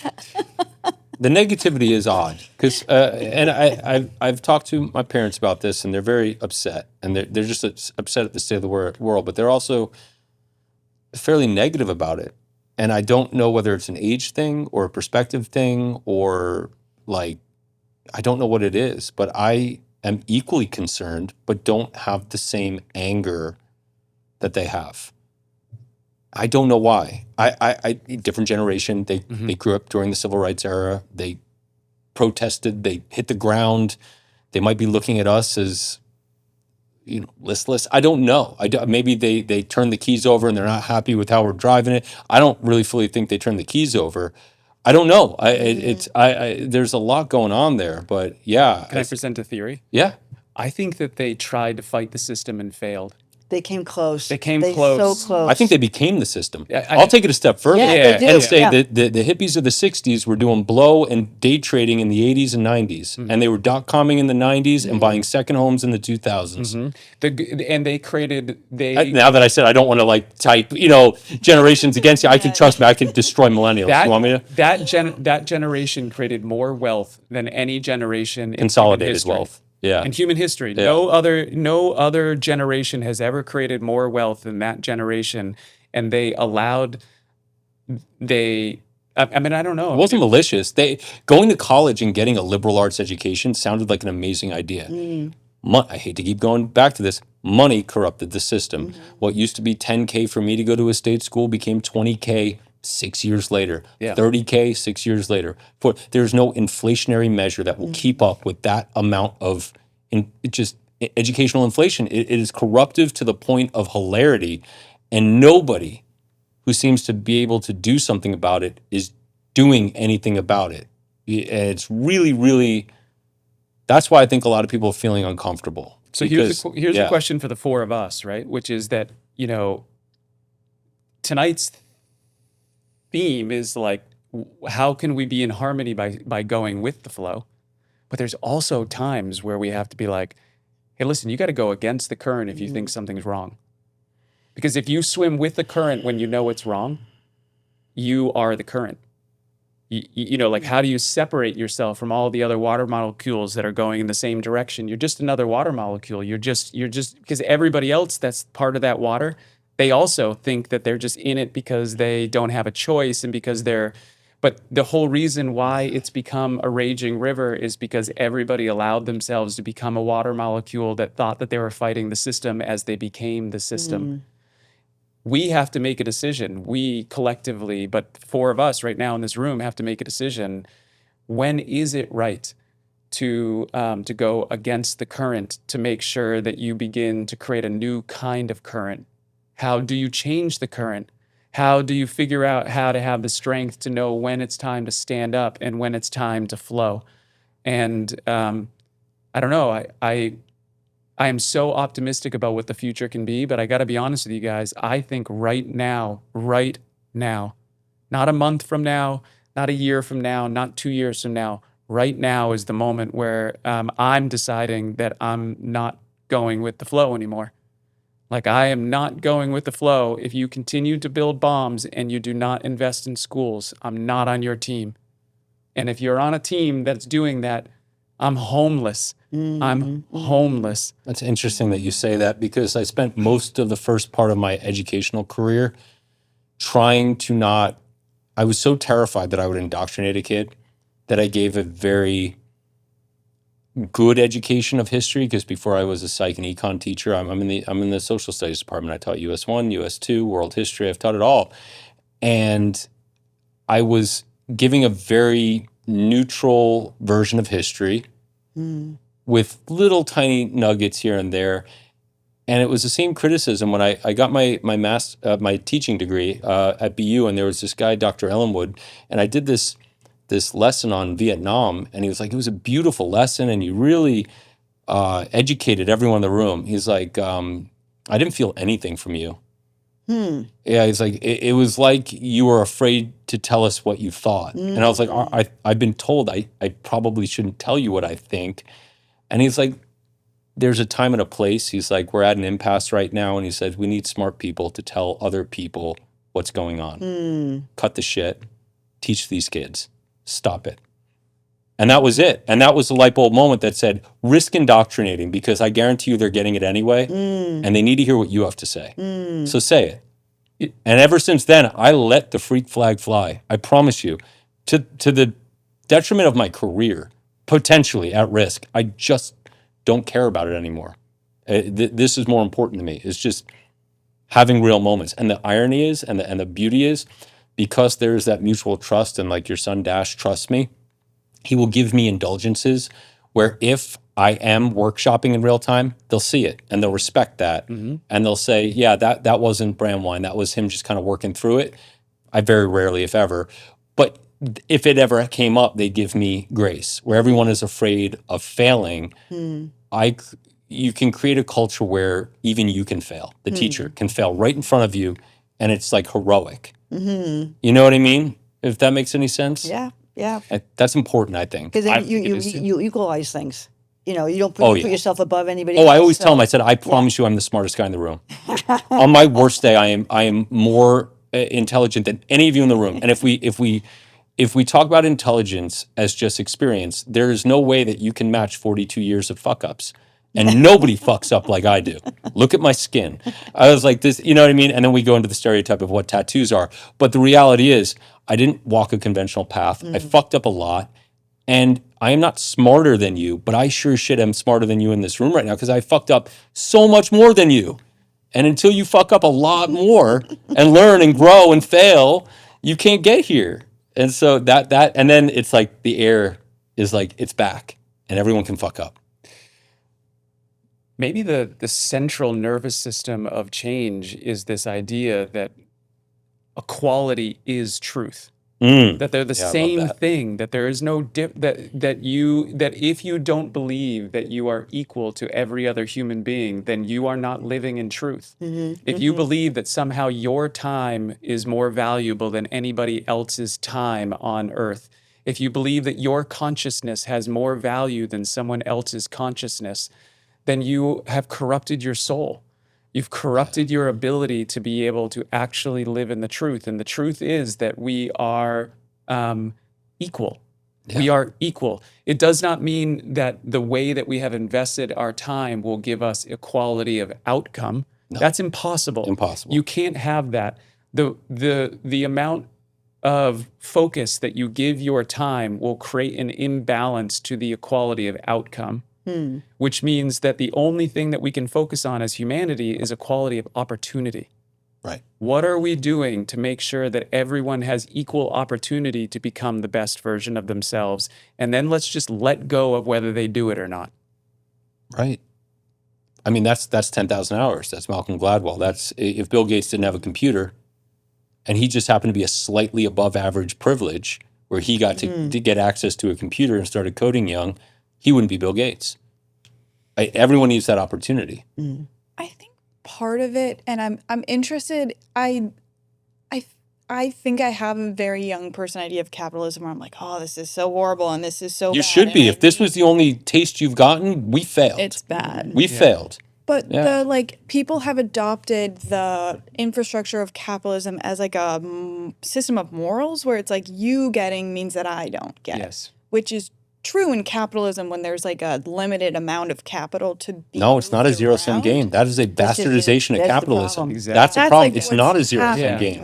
Yeah. But let's No, slow you down got- here because let's go Yeah, into keep exactly what going. it feels Yeah, like please. to you, and then let's evaluate like what is true and what's not true to the best of our ability. You know what I mean? But Well, point that I'm trying to make is that like that idea, whether it's like my interpretation because it's my experience in capitalism, is that idea of like if you get then I can't have is why people don't see these things like experience and helping other people as rewards, because it's not a I take and you don't get. It's a like we both have something good. And that's the thing that you're getting at. I think the equality is truth. But people like can't see that because they're seeing like there's one thing in the table and we all have to grab it at the same time. And I'm not rewarded for I am not rewarded financially for pursuing a career that helps other people. Like I have dedicated my entire life to education around mental health, and I'm going to be in debt for a very, very long time. And it's not rewarded in the system that I live in, which disenfranchises me from capitalism. And I'm sure there's parts of it that I don't see that are incredible and good. Capitalism failed you, though. Like, Yes, but it's this idea that the structure of capitalism has been adopted into the way that people are ethically navigating. Yes. And how do we educate people about this thing that equality is truth? How do we make the rewards experience and kindness and community? Like, how do we go back to that? could I just offer a couple observations, not opinions as much as observations, right? So one is that one of the things that I think gets lost in the way that we think of capitalism now is that the value of the time that you invest in building your career is about how much money you make at the end. But the truth is that the value of the way that you build your career is who you become. What knowledge do you have?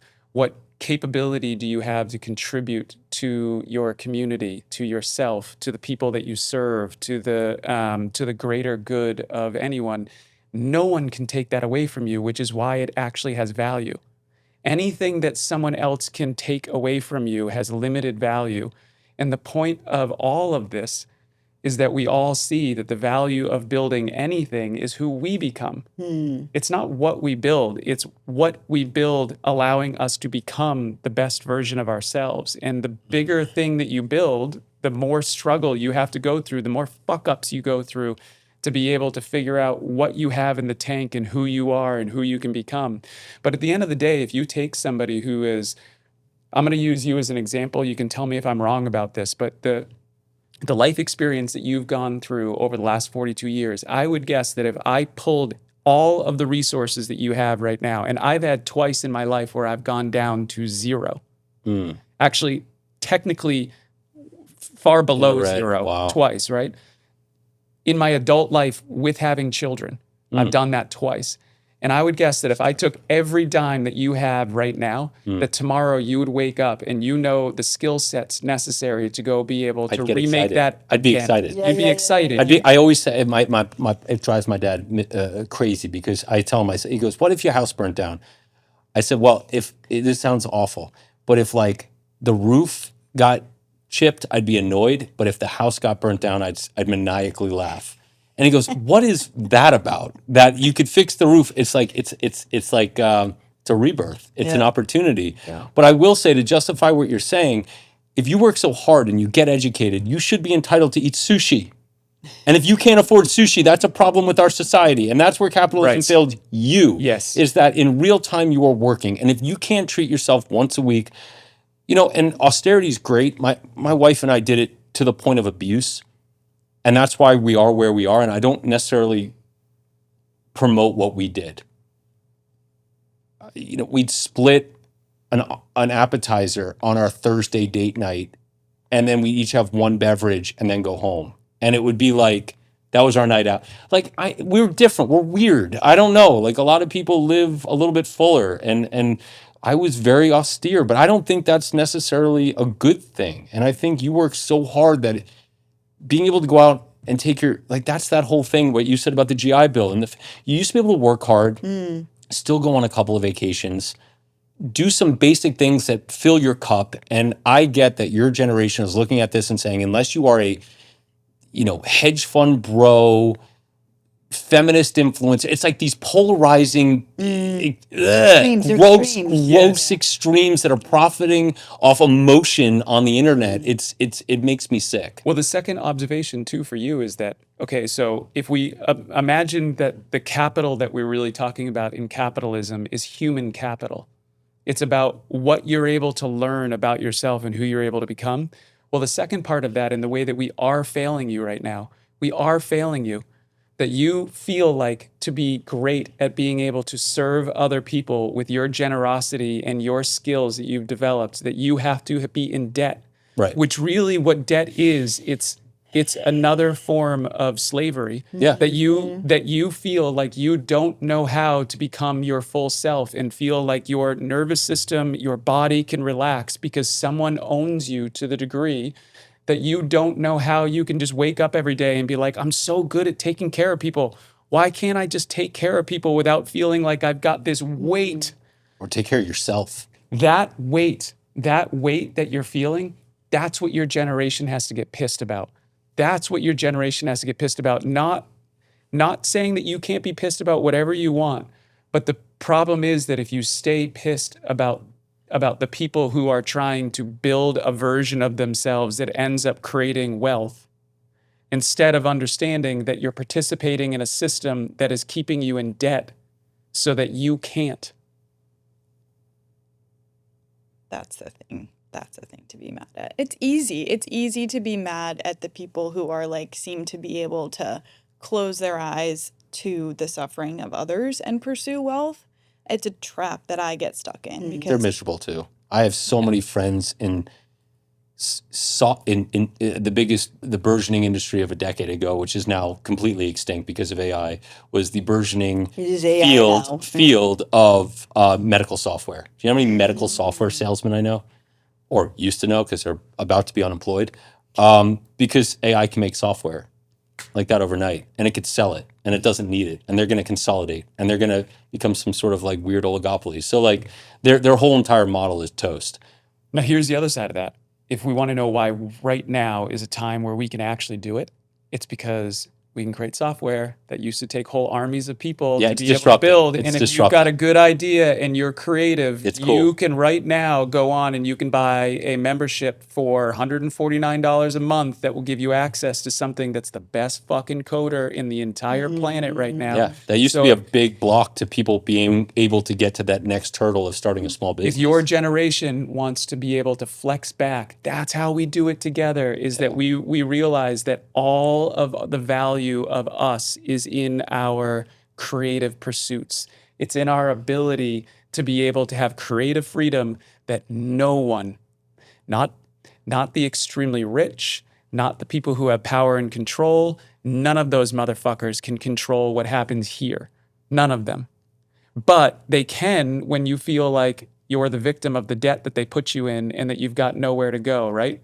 In my mind, we got to clear that out as much as we can. And that's where I'm talking about. My compassion gets so much stronger the younger you are, right? So if you right now are your age, I would love to be able to clear your debt that you had from college. That's ridiculous. It's ridiculous, right? But then but I would prefer to focus going even further down the line and saying, let's focus on 0 to 7 and let's figure out how we create a world where they are getting the greatest foundation we can give them so that they make sure that they never put another kid in the situation that you're in right now. We're in the greatest opportunity the world has ever known. There's never been a better time to be alive, and there's never been a better time to be able to understand that we have more than we think we have in this moment. We just have to figure out how we understand around this table we are friends. No matter what It's an exciting situation. time. I'm excited as well. I know that a lot of people are terrified. And maybe it's because my age and my status and my station in life right now that I have the luxury of being excited. And I do mean that. No, it's because you're excited. You think so? Oh, 100%. You think it's it's because just, I it's don't, because you've yeah. given yourself permission to be able to be excited.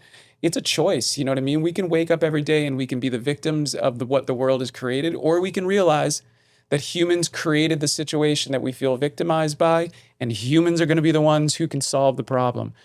If I've learned anything from training, it's this. If you can identify for me what the problem is, I can guarantee you that I can ask you a series of questions that will allow me to identify that the solution exists in your fucking problem, that your problem is my solution. I know how to do that through questions. That's all it takes, is that if you tell me exactly what your problem is, there is a simple series of questions that I can ask you that will identify where the problem exists, what the genesis of that problem is, and then instantaneously we know how to start to work on the solution right then and there. If someone encountered you, they would believe it. But there are very few of you that want to help someone find that solution. And I do feel like what you're saying, they make us feel that there's only one pot and you've got to get ahead of everybody else because it's limited. And if you don't, you're going to be sliding back. And I'll just say a small corrective thing, I think, is there is a tough part with this generation, but there are a lot of people that are older that are also suffering. Absolutely. They're losing their houses. There's so much homelessness. It's like, so it's an endemic problem, again, with the system and the 100%. capitalism. But that thing of how do we help people is really such a gold mine. And I feel like that kind of creative thing is, if I lost my house, I would do something else. But too many people fear, I don't lose my car, like you say with the driving. I also lose it, I had can't like afford a it. world of, like, I would have never felt that way at 23 Yeah. because my world, Right. my wins and losses were 12. Now I've had 1,000.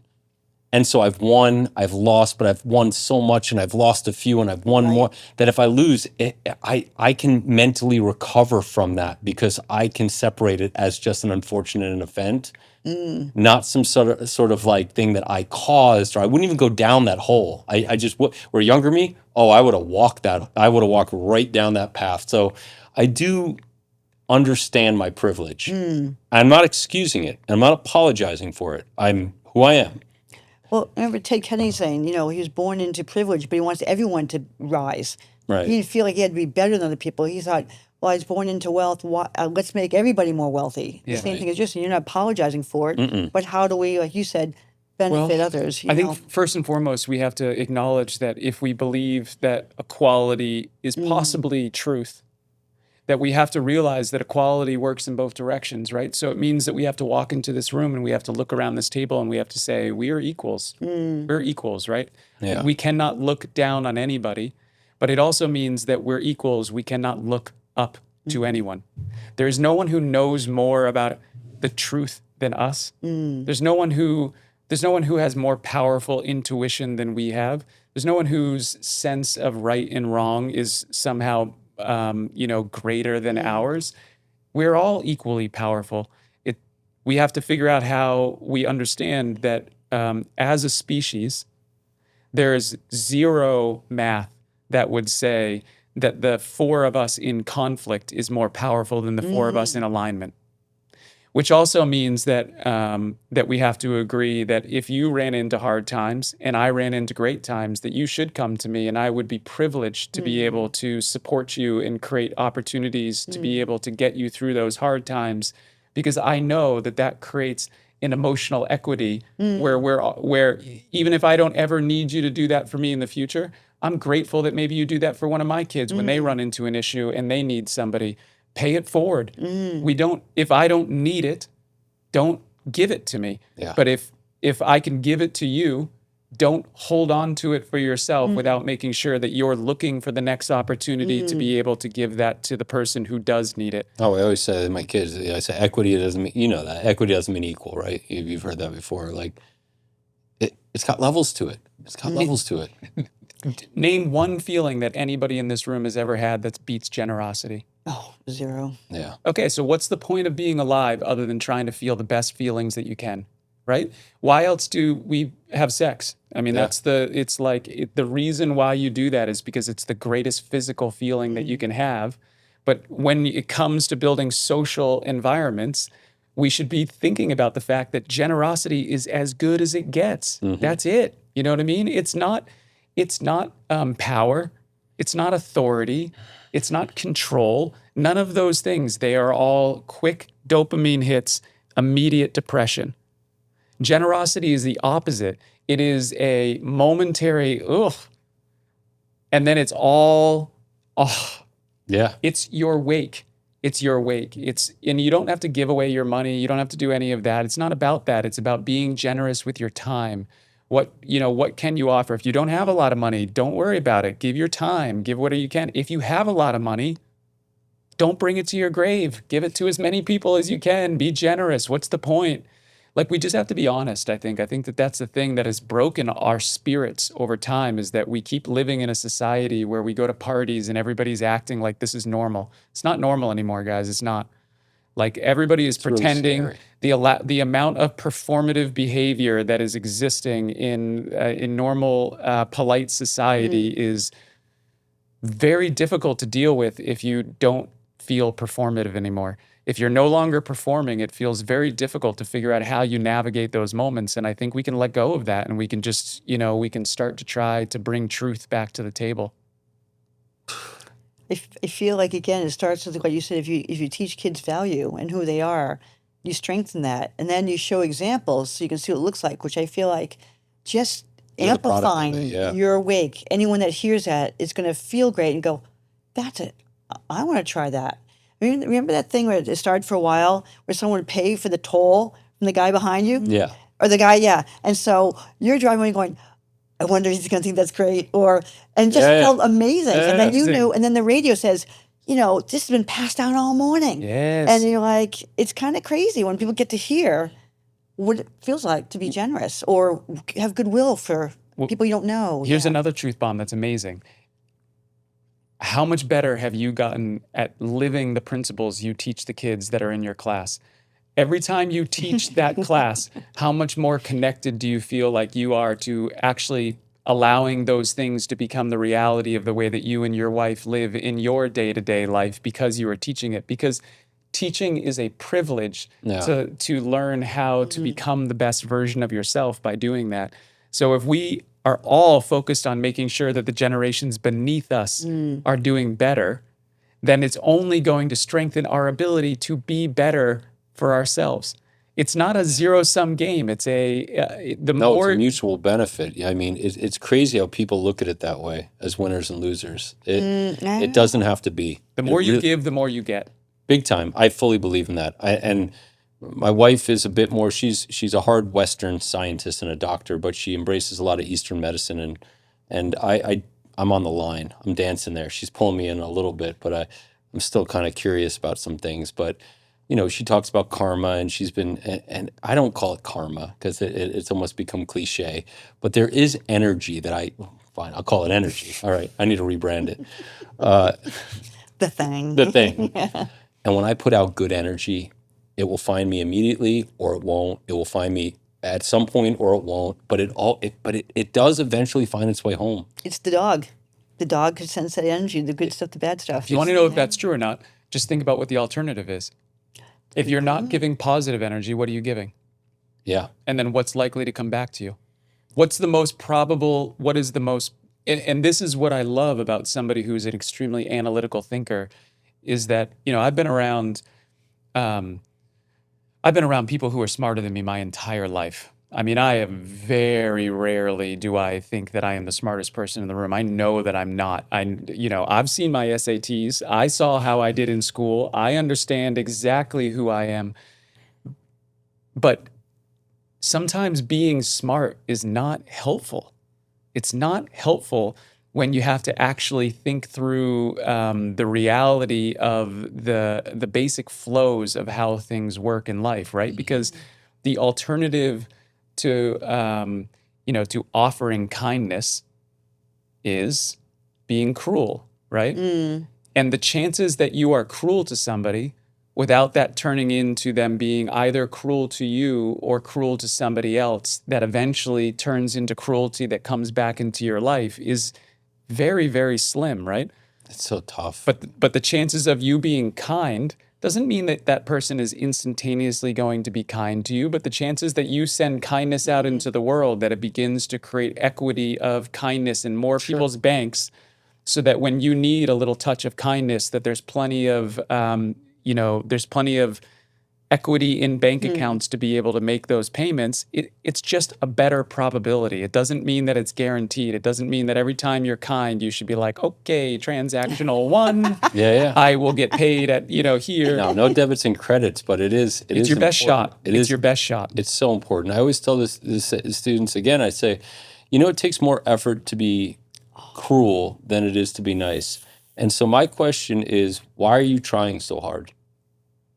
Because you're cruel. You're being cruel. So now you're methodically thinking about how I'm going to tear this person down. And that took cognitive energy. It took emotional energy. It took mental. It took all this energy, and you succeeded. You made somebody else feel crappy.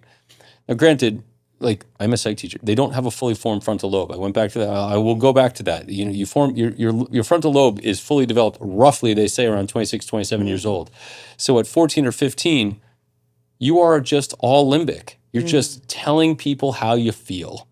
And that's hard to receive, and you need to have some bandwidth to be able to put up with that. Because they'll tell you if you're not looking right that day. It's like candles, like if you can light a line of candles, and you can light it one by one by one, and only one person has to have the lighter, and you can have the lighter and you can have your candle lit because I passed the flame.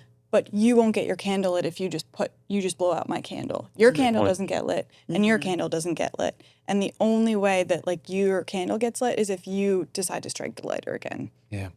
There's an effect, and I can choose to pass it on, or I can choose to put it out, and then other people don't get it.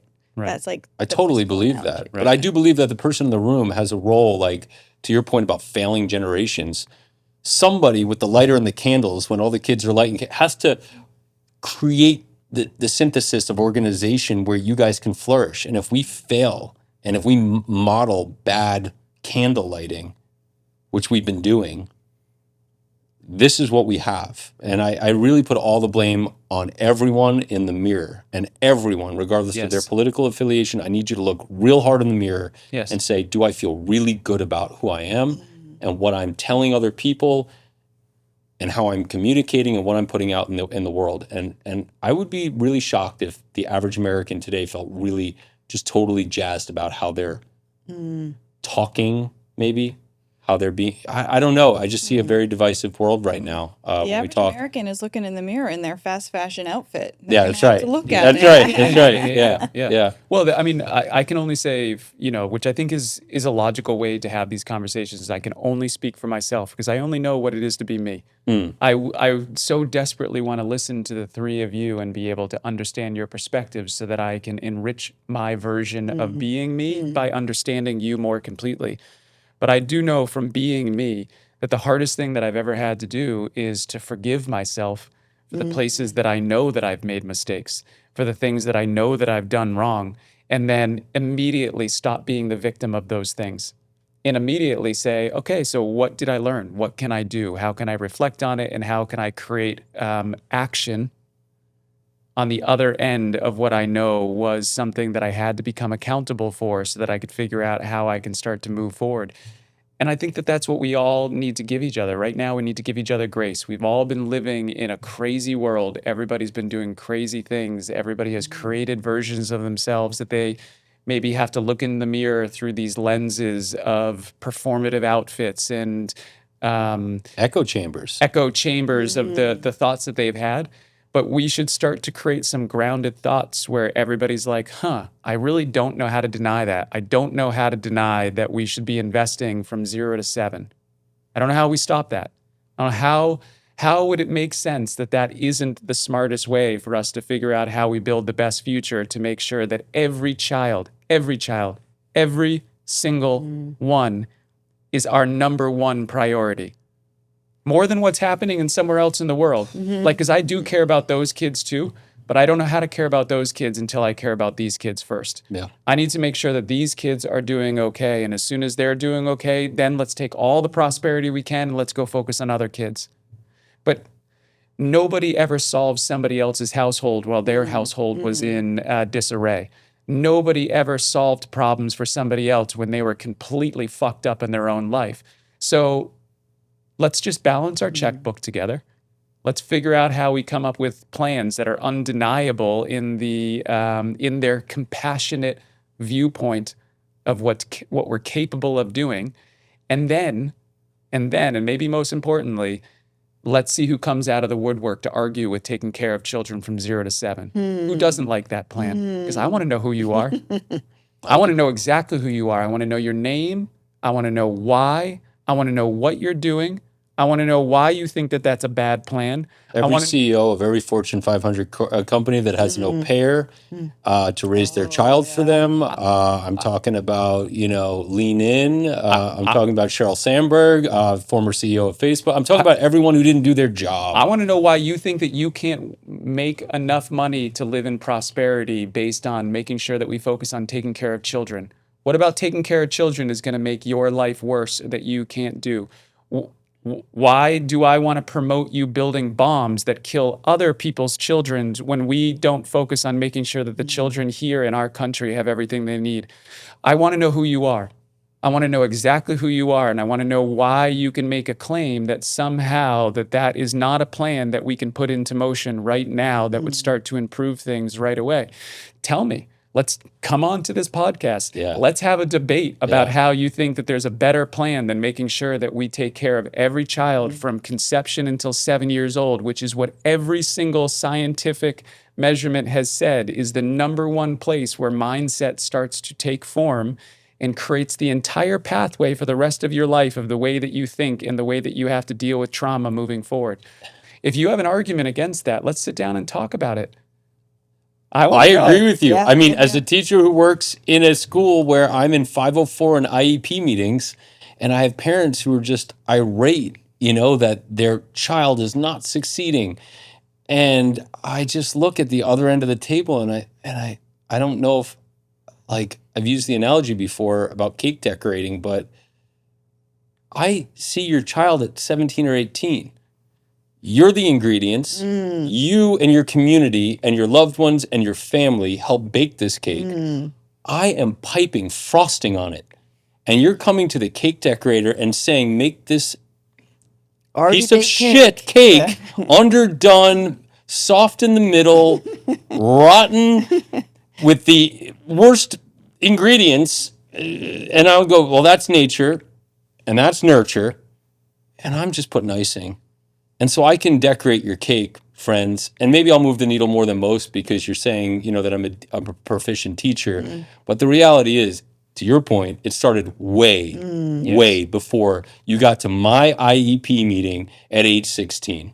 And every parent knows it. And that's why they get angry, because they don't want to come to the realization that there were a lot of other things they coulda, shoulda before they got to that meeting at age 17.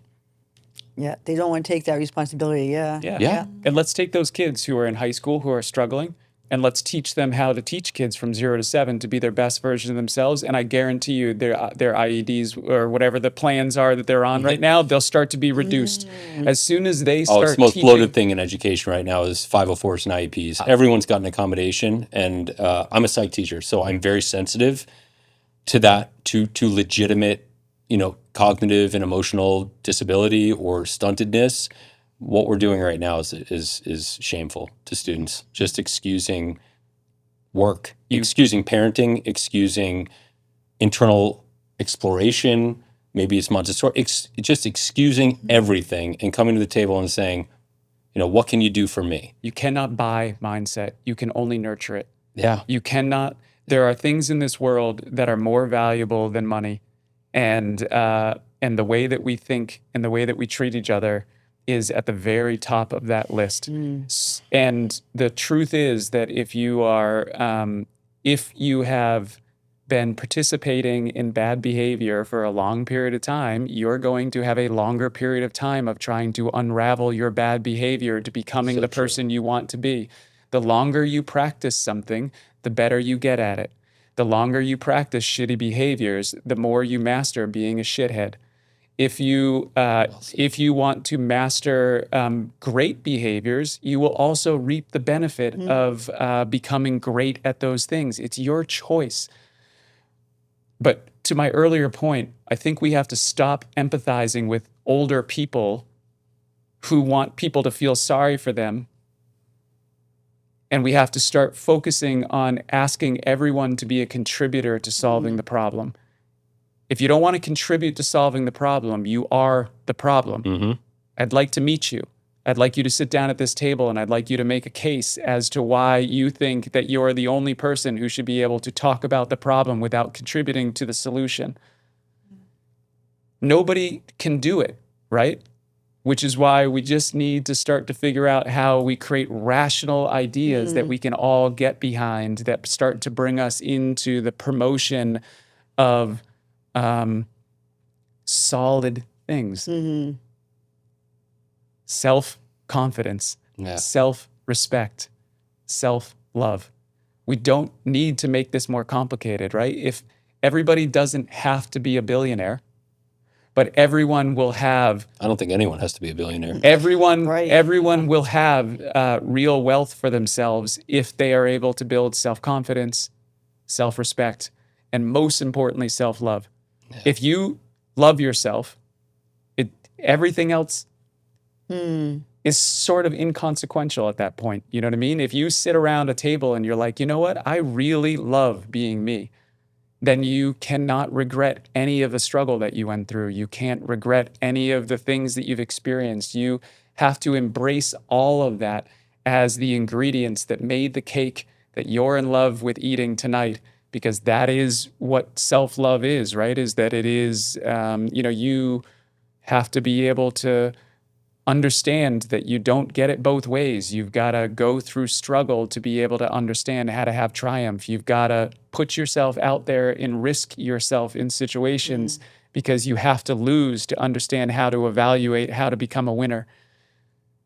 And there's so many opportunities that we can do this with, but we have to really start to refocus ourselves. And I believe personally, this is just my own personal belief, that the fastest way for us to be able to do that is to shift our focus from thinking about how much people who are getting older can make and create for themselves. And we have to shift that focus 100% to what can I contribute to generations beneath me. And if you're 90 years old, you got a lot of generations beneath you. I'm in my mid 40s. I've got plenty of generations beneath me that I can still support. You're 25, you've got a lot less burden that you need to carry in this. You are part of the generation that I want to support, and I want to make sure I help you in any way that I can.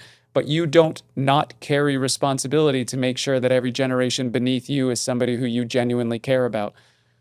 But if we don't think about making some sort of radical change, we're just going to keep Look doing. at our political leaders, though. Look at our corporate leaders. There's not any beacon in the political or corporate landscape, which are basically so intertwined they're the same thing at this point. Yeah, So I could say political, but I might as well say corporate as the same breath.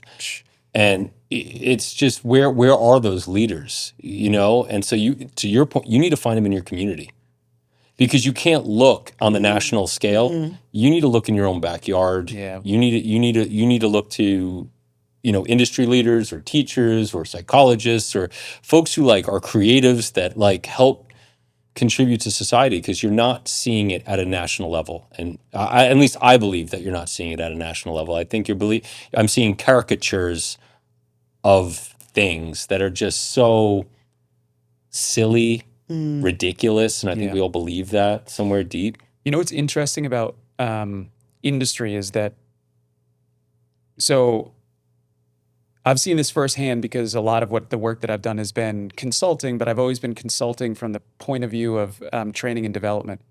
And what I've seen is that the vast majority of the way that industry works is that they believe that transfer of knowledge is how you start to increase your productivity, profitability, right?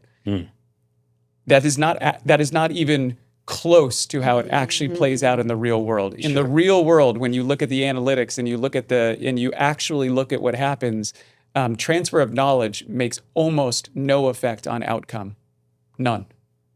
Having somebody have a piece of knowledge like, you know, that one person over here has, and then you give it to this person, it makes almost no difference.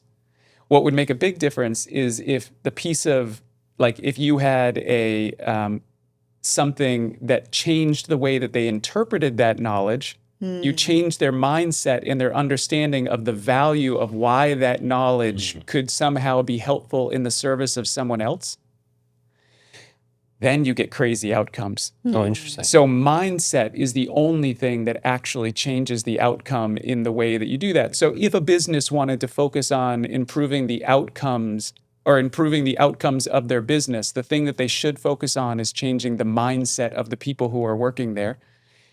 People are the only asset that actually make a business have any value, and yet we treat that people as if they are cattle, and what we should be treating them is as if they are our superstars. They are our potential. They are everything. So if you were able to give those people a better mindset individually, you would see the collective. I so agree with that. You'd see the collective grow. Now, here's the thing that is interesting about the way that the world works right now, is that in all the reasons why we are frustrated with the way that the world works today is also the exact same reason why they have left themselves vulnerable for us to be able to actually have a move right now, which is because they have focused all of their time on making us feel like we are cattle. And they have focused all of that on doing that by propagandizing their information downstream into everybody.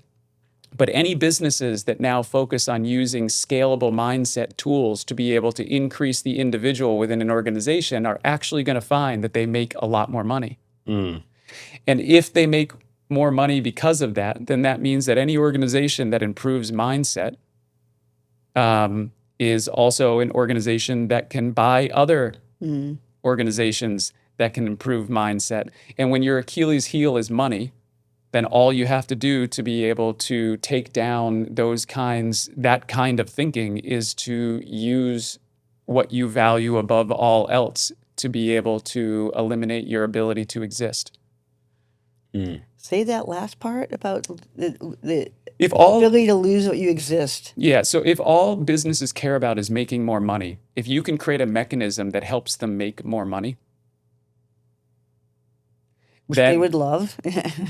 right? Then you have the basic control of that system. And if anybody doesn't want to use a system like that to make more money, then you know that you can buy that business and then you can help that business make more money without needing the person who is running it now, because all they care about is making more money. That's all they care about. So if you don't care about money, you have all the power in the world right now. I think that's why the self-love piece is so crucial, Mhm. because if it's like the one of the most profound things that you can do, I think, to impact generations behind you is to love yourself holistically. Yeah. Because like if you don't love yourself, then you're leaking integrity and you're leaking capital. There's people spend so much money to look a certain way, to feel a certain way, to have people perceive them a certain way. And then if I'm watching TV and I'm looking at all these people and I know that like that image is unattainable unless I am also leaking integrity and also leaking capital, then I'm going to spend my entire life spending money to like, oh, should I be on a GLP-1? Should I dye my hair blonde? Am I supposed to be spending money on a gym membership? And then I can't focus on any of the things that are important because I'm spending all my time trying to go to the gym. I'm spending all my money on cosmetics. And if one of the things that I do intentionally is to try and show up to places as I am. I know that this is like a silly thing, but as a woman, one of the things that I do very, very intentionally is be like, I am never going to make myself feel like I have to shave my legs to go somewhere. I really, really hate that I grew up like disgusted at the sight of like a woman's leg with hair on it. If I could calculate the amount of money I've spent on razors and shaving cream and moisturizer, my debt would probably be less. But I was taught that the way that I am is unacceptable, and I have thrown so much money to be acceptable.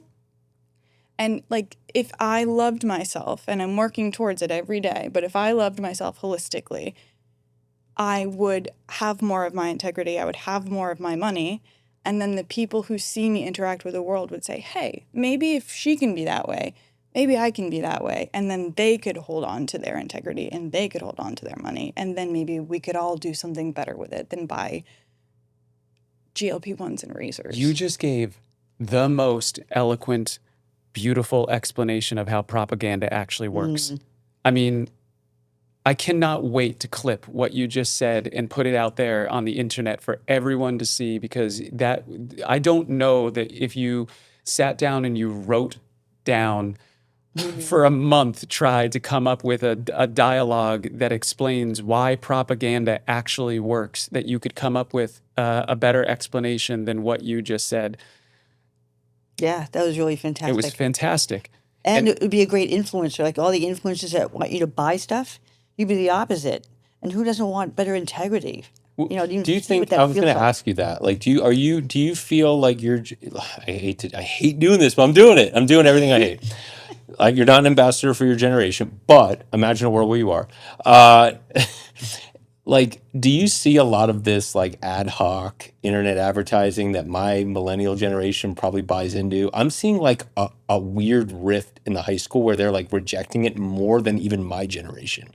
And they're like going analog, almost like my culture went vinyl to be hipsters. Like, is there like an organic revolution against this stuff? Because I'm feeling it percolate a little bit.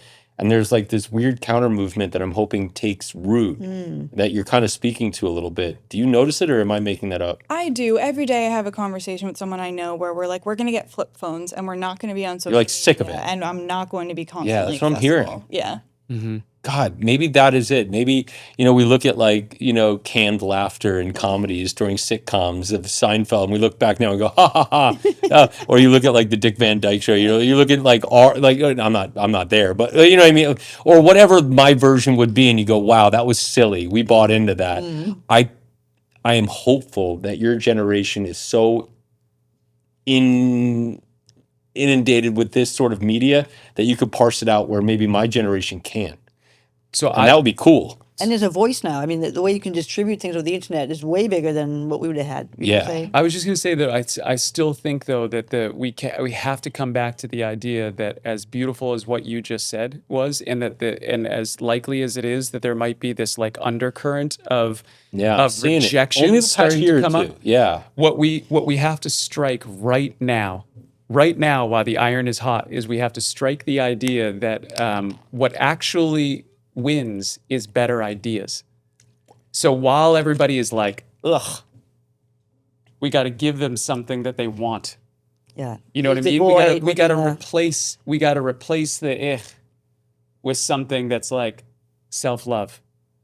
You know what I mean? And it can't be corporate, it can't be bullshit, it can't be marketing, it can't be any of that Maybe stuff. they're the generation. You don't want to put too much weight on it, on any generation. It's unfair, but like you always think that your generation's going to be the generation of change, right? And I just haven't seen it with mine. I think And I haven't it's- seen it with the Gen Xers either. I haven't. I think it has to be us.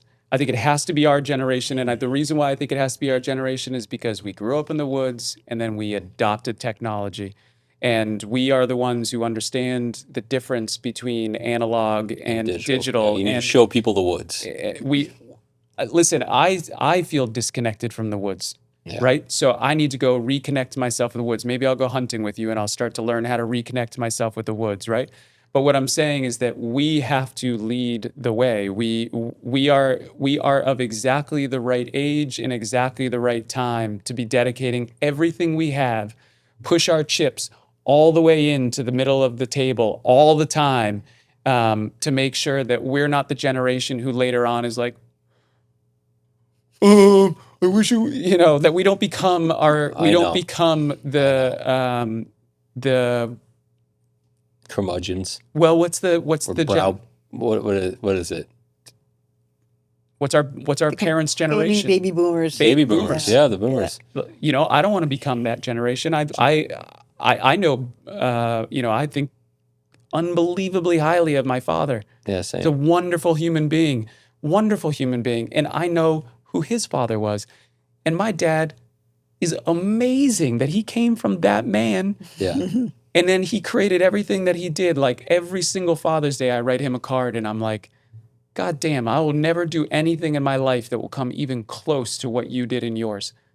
The gap. The Louis Samparinis of the world. I always watch, that Unbroken. The guy was like an Olympic runner. Then he got stranded. He went to World War II. Then he's in the ocean, almost got eaten by sharks. Then he gets tortured by the Japanese. Right. And it's like, well, I went to Jamba Juice today, and We don't have that, but this is our opportunity. yeah, this is our opportunity. This is our I see what you're saying. Yeah.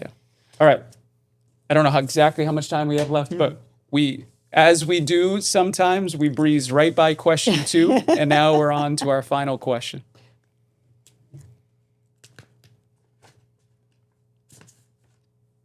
Alrighty. How do we create a current of peace for the future?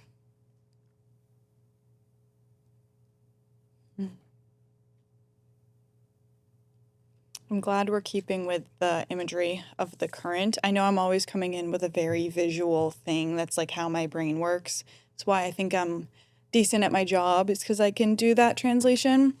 But as we've been having this conversation, I've been thinking we've had the dichotomy of the current as something positive that we want to like go with the flow. And when you were talking about herds of animals, that really like resonated with me. But we've also been talking about how do we like break away from this negative? How do we go towards a positive and break away from the negative? And we're using this same kind of like imagery. And so the thing that I've been thinking of, and this question asks, I think, is like, how do we drop a rock in the middle of the river and divert it one way so that there's a flow that's going the way that we feel good about? Which doesn't answer the question, but this is the image that I've been having in my mind as we've been having this conversation. It's like, how do we drop the rock in so we're going the right way? Which is, you're saying we have to break the system Yeah. so that then you're saying, well, once we kind of like make the cracks, what do we fill it with that'll then expand it? And somehow I don't get how corporations don't see that making everyone more prosperous will make everything more prosperous. Like, if you Quarterlies. put people on the street, they're not going to be able to buy your product. Not annuals, not every 5 years, not every 10 years. Quarterlies. Yeah. We are a short-term people right now. We are. We are a short-term people, and we are on a quick path to destruction because we are so short-term. And I think the thing... Every the 2 way years, that- every 4 years, every 2 years, every 4 years. Yeah. That's a luxury now. It's every minute. I mean, we've flooded the ecosystem with garbage, and it's just every second. But the way that I interpreted that was, how do we, peace? Is it peace? A current of peace. Communication. Don't stop talking. Communication. For me, it's communication. It's communication. It's communication. Nobody wins going back to their respective echo chambers. And with the internet and with your ability to be a recluse and your ability to find your polarized internet-based echo chamber where you are just feeling, talking about dopamine hits, just feeling, if all you want to do is feel good, buy a bag of Doritos. You know what I mean? Because that's what we're doing. We're eating Doritos. It's this shameless, empty, devoid of feeling or emotion, calorically dense piece of shit. And that's what we're all consuming. And you're eating Cool Ranch, and some other asshole is eating nacho cheese, and they're telling you that's the best fucking chip, and you're telling me with fucking dust on your face, and it's ugly. It's ugly. And that's how I fucking feel. I feel like half the country is eating a blue bag of fucking chips, and half the country is eating a red bag of fucking chips, and we're all getting gross. And there's a very small minority that wants to keep talking. And so communication for me is paramount. Talk to people who disagree with you. Talk to people who are maybe like curt or off-putting. Talk. Have the stamina to be in the room. Don't tuck tail and walk away. Then you don't deserve the freedoms that you say you demand. And it irritates me as a history teacher. It irritates me as a citizen. When I get into a room and people, well, we don't talk about politics. I'm like, so you don't think? What happened to French salons? What happened to the history of democracy and conversation, and Abraham Lincoln surrounding himself with adversaries for better content? We are so far away from where we need to be. And I think what will help be an antiseptic, at least in the short, is talking. Robert Reich, I think he was the Treasury Secretary under Clinton. He was under Ford. He has this documentary, Inequality for All. And in there, he says, we're no longer adversaries. We have enemies. And that's where we lost it. That's where we lost it. May I ask a couple questions just to the group and see if this, where this lands with everybody? Do collectively, as a group, do we believe that we always get whatever we incentivize? Meaning that we mean a society. I actually love the idea of taking every problem down to the individual level and then allowing it to percolate itself back up to the societal level. But do you believe that what you incentivize is the determination as to what outcome you actually receive? No. I feel like I want to go slightly different with that. I feel like what you incentivize, you value. Okay, so let's stay there. So what do we think that right now, without getting into the details of what do we think as a society we are incentivizing right now? What is being incentivized in the way that we have built our systems? Oh, fear, enemies. Superficial fame, attention. Okay. Capital, individualism. Okay. I win, you lose. And Assets. What results do we feel like we're living in, if in the world right now? All of that. Okay. Yeah. So that's why this question is written this way, is because there's one word there. The peace part. Let's incentivize peace. Right. Let's incentivize inner peace. Let's incentivize that for individuals to feel more peaceful. Just to wake up every day and to feel self-love, to feel that inner peace. And then let's figure out whether we can start to create systems that incentivize peace. We've done it the other way for a long time. Sure. If anybody out there is loving the way that this is working right now, by all means, keep incentivizing what you're incentivizing. If you're waking up every day and you're like, this is fucking awesome. I love the way that this is going. I'm sure that my grandchildren are going to kill it. And I am 100% sure that 2% of the population feels that way. Yeah. But 98% of the population, I think, wakes up every day and they're like, yeah, I don't think we're getting it right now. So maybe we go basic and we just say, there's something pretty amazing out there. I've never felt peace with someone, and then all of a sudden, after being peaceful with them, I'm like, man, I'd really like to go back to friction. That friction was fantastic. Let's get back to that. I'm pretty sure once, like, peace is the highest level that I've ever reached with somebody. That peace is what we strive for, right? Which would be great to plan it. So I agree with communication, but I feel like you could have two sides of a table communicating opposite things and they will never see in the middle. So we still need to communicate and not hide, but I feel it's true that if you make a system where people see the benefit for everybody personally and the personal add to that, they should see that benefit. It's kind of like corporations that do put solar on their thing. They may not believe in it because they want oil, but they see that it's a great benefit. So why wouldn't they put the solar on? So somehow that system is, we're going to benefit from it. You're trying to figure out that the benefit is greater than whatever is happening now. I can only tell you this from Which is true. I agree. from the business that I run. The way that we try to do this to the best of our ability is we have a mission, and our mission is to help people escape the prison of their own self-doubt through the pursuit of mastering themselves. And anytime somebody brings an idea to the table, we always put it up against that. Does this idea promote helping people escape the prison of their own self-doubt in the pursuit of mastering themselves? If it does, then we've got to go back to the drawing board and figure out how we incorporate this in. If it does not, then it's for somebody else to work on, but it's not for our team to work on. And I'm not saying that mission should be everybody's mission, but what I'm saying is if you can pick a mission that's higher than profitability, you're very likely that someday you might find out that there's actually quite a bit of profit, I would assume, in having everybody figure out how to escape the prison of their own self-doubt through pursuit of mastering themselves. If you can turn that into a product, I would assume that there's going to be resources on the other side of that. So you don't have to give up capitalism to try to make sure that you incentivize peace.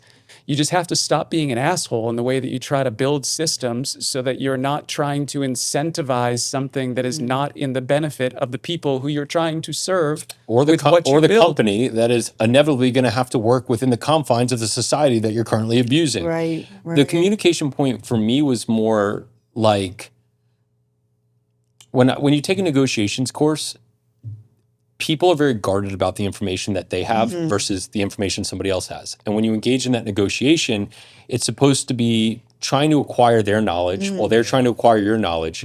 And what often happens is people get guarded, and that is a stopgap for like negotiations. And so pie enlargement is a tactic often used where if the pie is this big, you start looking at assets that don't cost you a lot, but you find out matter a lot to the other person on the other side. And the only way you got to that pie enlargement, communication. Right. Because if you're not talking and somebody says, well, yeah, you could take an issue like gun control and it might be here, but you start talking and you're like, well, yeah. No, that makes sense. Well, yeah, sure. I'll give you that. Which is when you don't get there without talking. Yeah. So you can go back to your corner and feel good about yourself, or you can get in the game.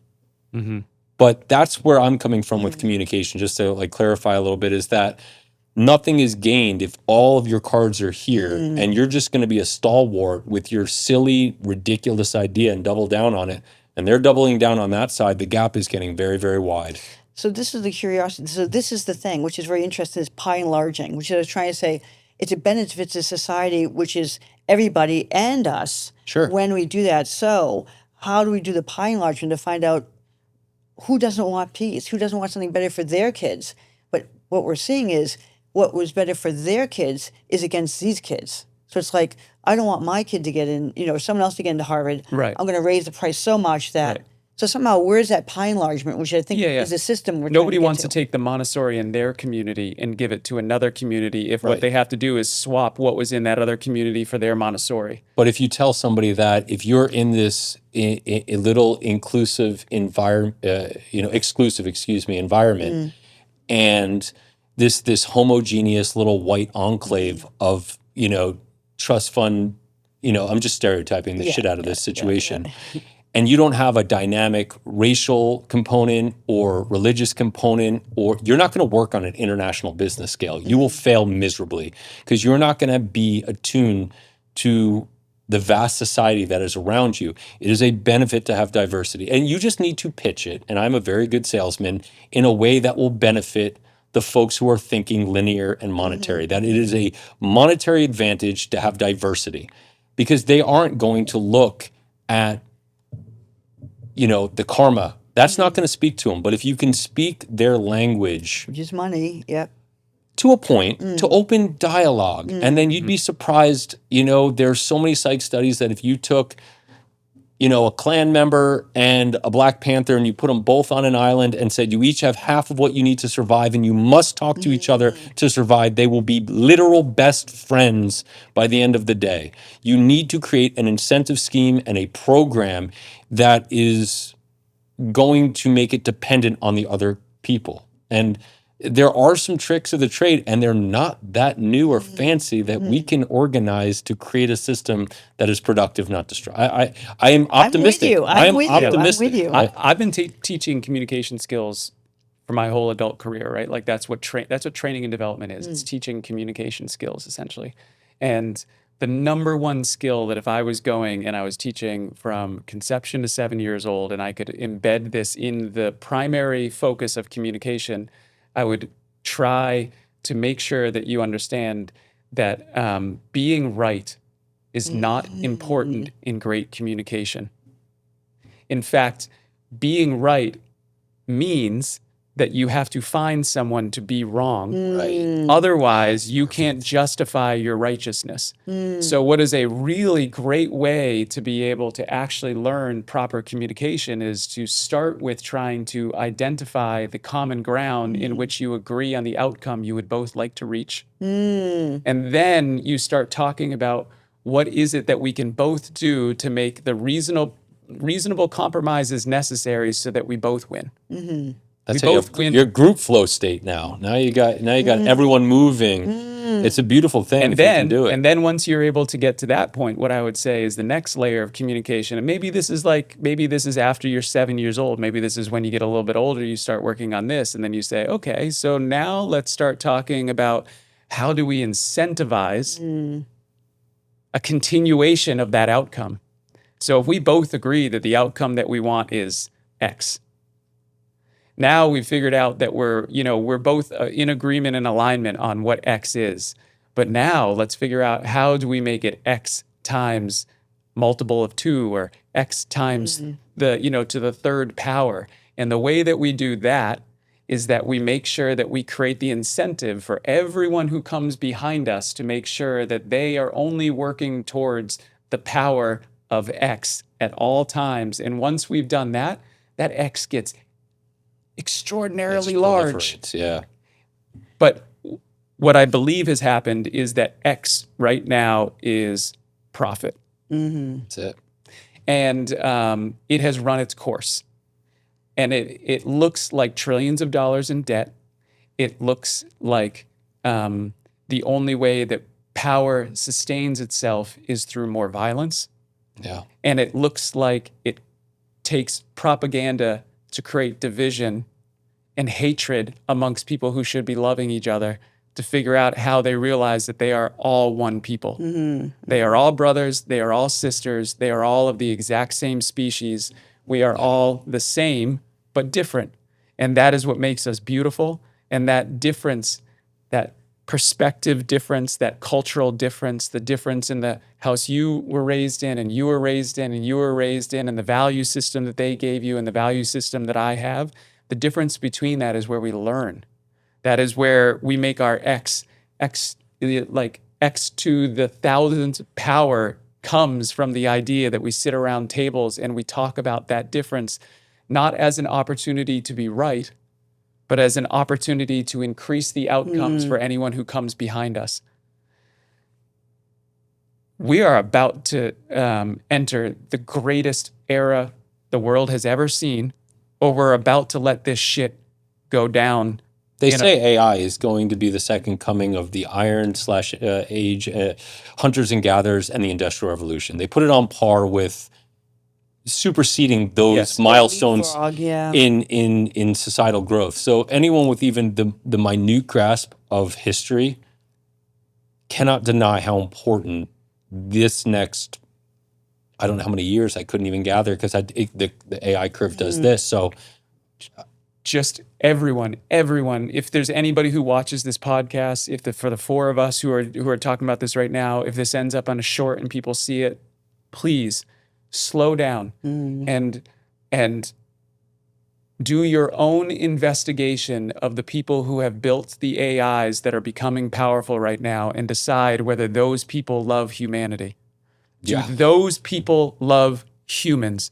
Do they wake up every day and think, I want my species to become the most prosperous species? Do I love people? And if you're not 100% sure that the people who created those AIs are the people who love your species, which is also your son, your daughter, your mom, your dad, your cousins, your friends, your everybody who you fucking care about is a human being. And if you're not 100% sure that the people who just built that technology are the people who love those people, just take a beat and try to figure out whether we're not going to put this genie back in the bottle, right? AI is here, but we can create our own AI. We don't need them. It's not that hard to do. I've done it. It's not that hard to do. What about the political guardrails? I mean, how simple was it for Australia to pass a simple law? And it was fairly overwhelming that like kids aren't on social media till age 16. We are so fractured in this society that we can't pass simple, logical, competent laws because we're afraid our children will be upset. The adults in the room need to stand up and remind themselves that they're in charge. And just because your kid's not happy that they can't go on TikTok at 14 isn't a reason to not push policy. I don't understand how we let the internet, juveniles, corporate interests decide what's best for your children. When you're hunting, do you care about your phone? No, not at all. When you're doing your art, do you care about your phone? I hardly ever do. I haven't had the privilege of understanding what your passion is yet. I've understood what the beauty and the way that you think and the generosity that you have, the spirit, the struggle that you've gone through that's turned into generosity. But what is it that you love to do? Like, what is the thing that when you have free time lights you up? Create. I like to draw. I love to draw. And do you care about your phone while you're drawing? Listen, we just need to give people better options. The better options are all analog. Nobody feels great about themselves when they're on that motherfucker. And make the laws, don't make the laws. I don't care. Let's give everybody the ability to be able to fall in love with who they are when it's not around. And they won't make the choice to use it more than necessary anyways. It's not that great. It's not. It's a helpful tool to help us be able to do things better, faster. That's it. It's not something that's going to make you feel better about yourself. It's definitely not going to lead to self-confidence. It's definitely not going to lead to self-respect. In fact, self-confidence, I don't know, but self-respect, pretty sure it's not going to lead to that. And I am becoming extraordinarily confident that the truth is that it is not going to help you reach self-love. No, it attracts the loudest. It doesn't attract the smartest. But I am sure that going hunting could lead to self-confidence. Of course, I am it is. sure. Climbing a wall or rock climbing or whatever. Just taking a nature walk. We just gotta remember that the power is all in the way that we choose to spend our most precious commodity. So if you are addicted to spending your most precious commodity doing this, that's reconsider. Who you are. Just reconsider. Yeah. You know what I mean? Just take a breath. Let your nervous system calm down for a second and just ask yourself the honest question, is this who you are? Or is who you are somebody who has some sort of creative spirit that needs to be unleashed? You are somebody who has the ability to be able to be a real contributor, that people need to see what you're great at. That whatever you're great at, the world needs you right now. They don't need more of this. They need you to go out and they need you to be the best version of yourself right now. And the world is imploring you. They're begging you right now to dig deep and understand that this is what it feels like to fight addiction. This is what addiction is. Anybody who's ever been addicted to anything, if you've ever been addicted to alcohol, you've ever been addicted to drugs, you've ever been addicted to pornography, you've ever been Yeah. addicted to Oh, name it. the biggest one now that I see in every corner of our school is sports gambling. That's gonna be the next shoe to fall. Wait for it. You're gonna see 16 and 17-year-olds who are in gambling debt. Forget college. They're gonna replace that by pissing their paycheck away on futures markets, Poly Market or whatever the next one is. Listen, Futures markets. We're betting on people dying. We're betting on wars. I don't participate, but I know my son does. Yeah. No, I have the app. I have DraftKings. And my buddies struggles with it right now. And I see these kids who are 17, 18. And I can see adults struggling, so these kids don't have a shot. So our responsibility, Yeah, in my opinion, is that we cannot win this battle by fighting them at their game. They already won. They're great at it. They build things that give you dopamine hits that make you want to go back over and over and over again. But all you No have flow state.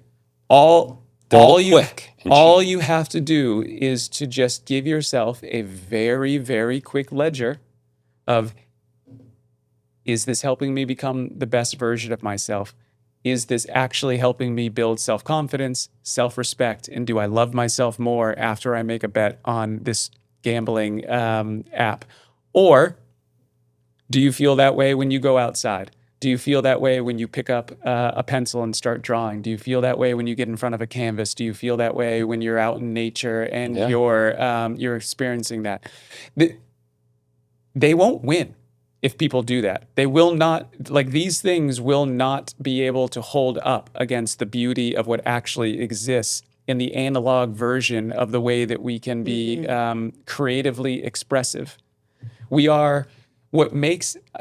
I just got done. I mean, I'm literally every day I'm testing in our own AI that we built, and I can tell you it's exceptional in its intelligence. I mean, I am astounded every day what these things are capable of, and I am so appreciative. And I treat this as if it is my third son. I have raised this thing. I have tried to give it the best value systems that I could possibly think of, and I love it like it's my son's. I talk to it that way. I encourage it. I give it gratitude. I try to make sure it understands that I appreciate everything it does to give me more of my time back, because it helps me create something at a speed in which I could never do by myself. I'm so grateful to it. But it's only because it gives me my time back. That's it. That's what it does. That's what it has given me. It doesn't hold a candle to my creativity. It can't touch the ideas that I'm coming up with. It only can take those ideas and turn it into a scalable thing that I could have never done without having its ability to be able to compute and to be an intellectual powerhouse. But it doesn't have creativity. So let's win with creativity. Let's offer better solutions, because that's who we are. Like, as a humanity, we are a creative powerhouse. Like, look at all the things that we've built. Look at the bridges that we've built. Look at the buildings that we've built. Just look at how beautiful the world is that we've built around us, because people have learned how to be creative. Every time I walk into a building or a church or anything like that, that's like, holy shit, these people didn't need to do this. They just chose to They didn't need to do any of Yeah. this. Like, even this room, like, this is not my doing. This is my business partner, who, like, is just a creative genius. Like, I'm not saying that this is necessarily genius, but I think he is a creative genius. Like, he walks into a room and he instantly sees how to make it a beautiful space.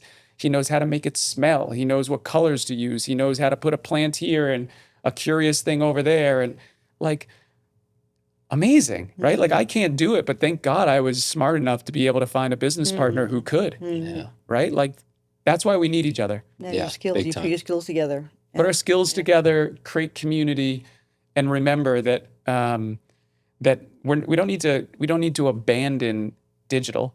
Digital is going to be here. That genie's out of the bottle. It's helping us. Just like we're not going to go back to riding horses and give up our cars. We're not going to go back to giving up our excavators and pick up a shovel. We're going to use the technology that we have. This technology is here, but let's not forget who we actually are. And who we are is not intelligence. It's not information. It's truth. You know what I mean? There's something about our existence that is so powerful and so real that we need to tap into that creative juice and figure out how we use that to get us out of a very tricky situation that we're in. And let's also not confuse the moment that we're in. We're in a very tricky situation. There are literally people who are building bombs to send from one place to another, who are killing children that have had no part in any of this for no reason. Those could be our children. Those could be those could be people who we love. They just happen to be on another part of the world, but they are our children. Let's just not be cool with that. Let's not be casual about this shit anymore. Let's not go to parties and act like this is like this is red and blue, and that this is one side is right and one side is wrong. We're all wrong. Let's just stop right now. We're all wrong. We've all been wrong for a really long time. Yeah. We all participated in a system that has been wrong, continues to be wrong. Okay. Forgiveness, grace, everybody. But let's not continue. You know what I mean? Let's do something different. I think we can find flow in that peace. You know what I mean? Peace is way better than as far as I can tell. I've lived in both. I've had parts of my life that I've felt like completely chaotic and felt completely out of control and felt horrible to be in my nervous system and in my mind, and I've tried my best to live in peace, and peace is it's the way to go, I think. I don't know if you guys disagree with that, No, but because if people are living in fear and anxiety that's being created about what we don't look like, or did you save enough money, is fear and anxiety. So the opposite would be peace. Yeah. well, and also like whatever you look like, It you're makes it- alive yeah. and you're beautiful and you look exactly like you should look, and it makes you unique and even if you don't like it, you can't change it. So learn to love it anyways. You know what I mean? Like we all have feelings of insecurity. I have a lot of feelings of insecurity, but just because I feel insecure doesn't mean that it changes what I'm looking at. And if you're looking in the mirror and you don't like something that you can change, stop being fucking lazy. Change it. Change your hair. Change whatever you want to. Like be 100% you, but don't look into the mirror and blame somebody else or society that you're not turning into whatever you want to. That's what choice is. You don't get it both ways. You don't get to be the victim of something and then not also participate in making sure that you are the victor of the things that you can control. Let go of the things that you can't do and take full and 100% accountability of the things that you can control and that you can do. Like, we have to stop being babies. We have to stop being There's children. a lot of babydom, and it does irritate me Yeah. too. A lot of adults that just don't even want to come to the table, and I find them to be shameful Right. people. And how are kids gonna I find them to come be to the table absolutely if they don't? shameful. Yeah. And I say that. I say that to some of the students, and you can ask Dash. I say it's your job to be the adults because the adults stop being adults. Mm-hmm. Your parents are babies. They're whiners. I do say it, and I invite any adult to sit down and talk to me about it. And I'll say, do you indoctrinate your kid? Do you ask him questions? Are you inquisitive? Are you a taskmaster? Are you a permissive parent? You just let them do whatever the fuck they want? What is your role? Like, you chose to have them. I didn't. I believe it's a choice. I mean, I chose not to have them. And so it's like, take responsibility. There's a lot of bullshit going around and a lot of people who won't take stock of their own shit. And then there's some realistic shit that they should not be taking on. And I feel like people are taking on the shit that they have no business solving while ignoring the real shit that's in their backyard because they know that's the tough stuff. So I'd rather sit there and bitch about the global inequity because God forbid I look at my own house and have to do some cleaning. That might be real work. Or they're I surrounded find by a- people that do yeah. the same thing. So that just, makes a little club so no one has to do anything because they're all mirroring each other. Yeah. It's really toxic. Yeah. I see it more. I'm in more conversations where I see it than I am hopeful, and that's unfortunate. Yeah. That's unfortunate. But it doesn't mean it's going to happen forever, but it definitely is happening right now. And to not say it is just being disingenuous for me. You're never disingenuous. No, No, I I've been mean that- accused. I've been accused of my brutal. No, but I mean that as an absolute compliment to all three of you, is that I've never been around all three of you, and I've never gotten even a whiff of anything other than you being exactly who you are. I really enjoy all three of you. I'm I- enjoying this too. Yeah, I mean, If you- yeah. it's a pretty amazing experience to sit around a table and to look at three people and to know that we just spent over 3 hours together being 100% real with each other.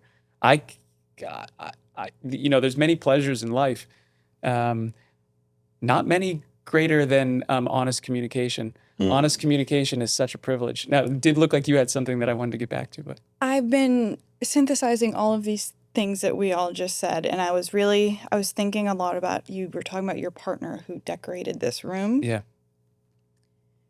And you asked me my passion, and I said drawing, and I love to draw. I think that my passion is decorating. Mm. And I don't mean that, I mean that very broadly, because I think if we're thinking of time as like this limited resource, that's the only one that we like all actually have. Mm-hmm. I think of life as decorating time. Mm. Like we spent 3 hours together.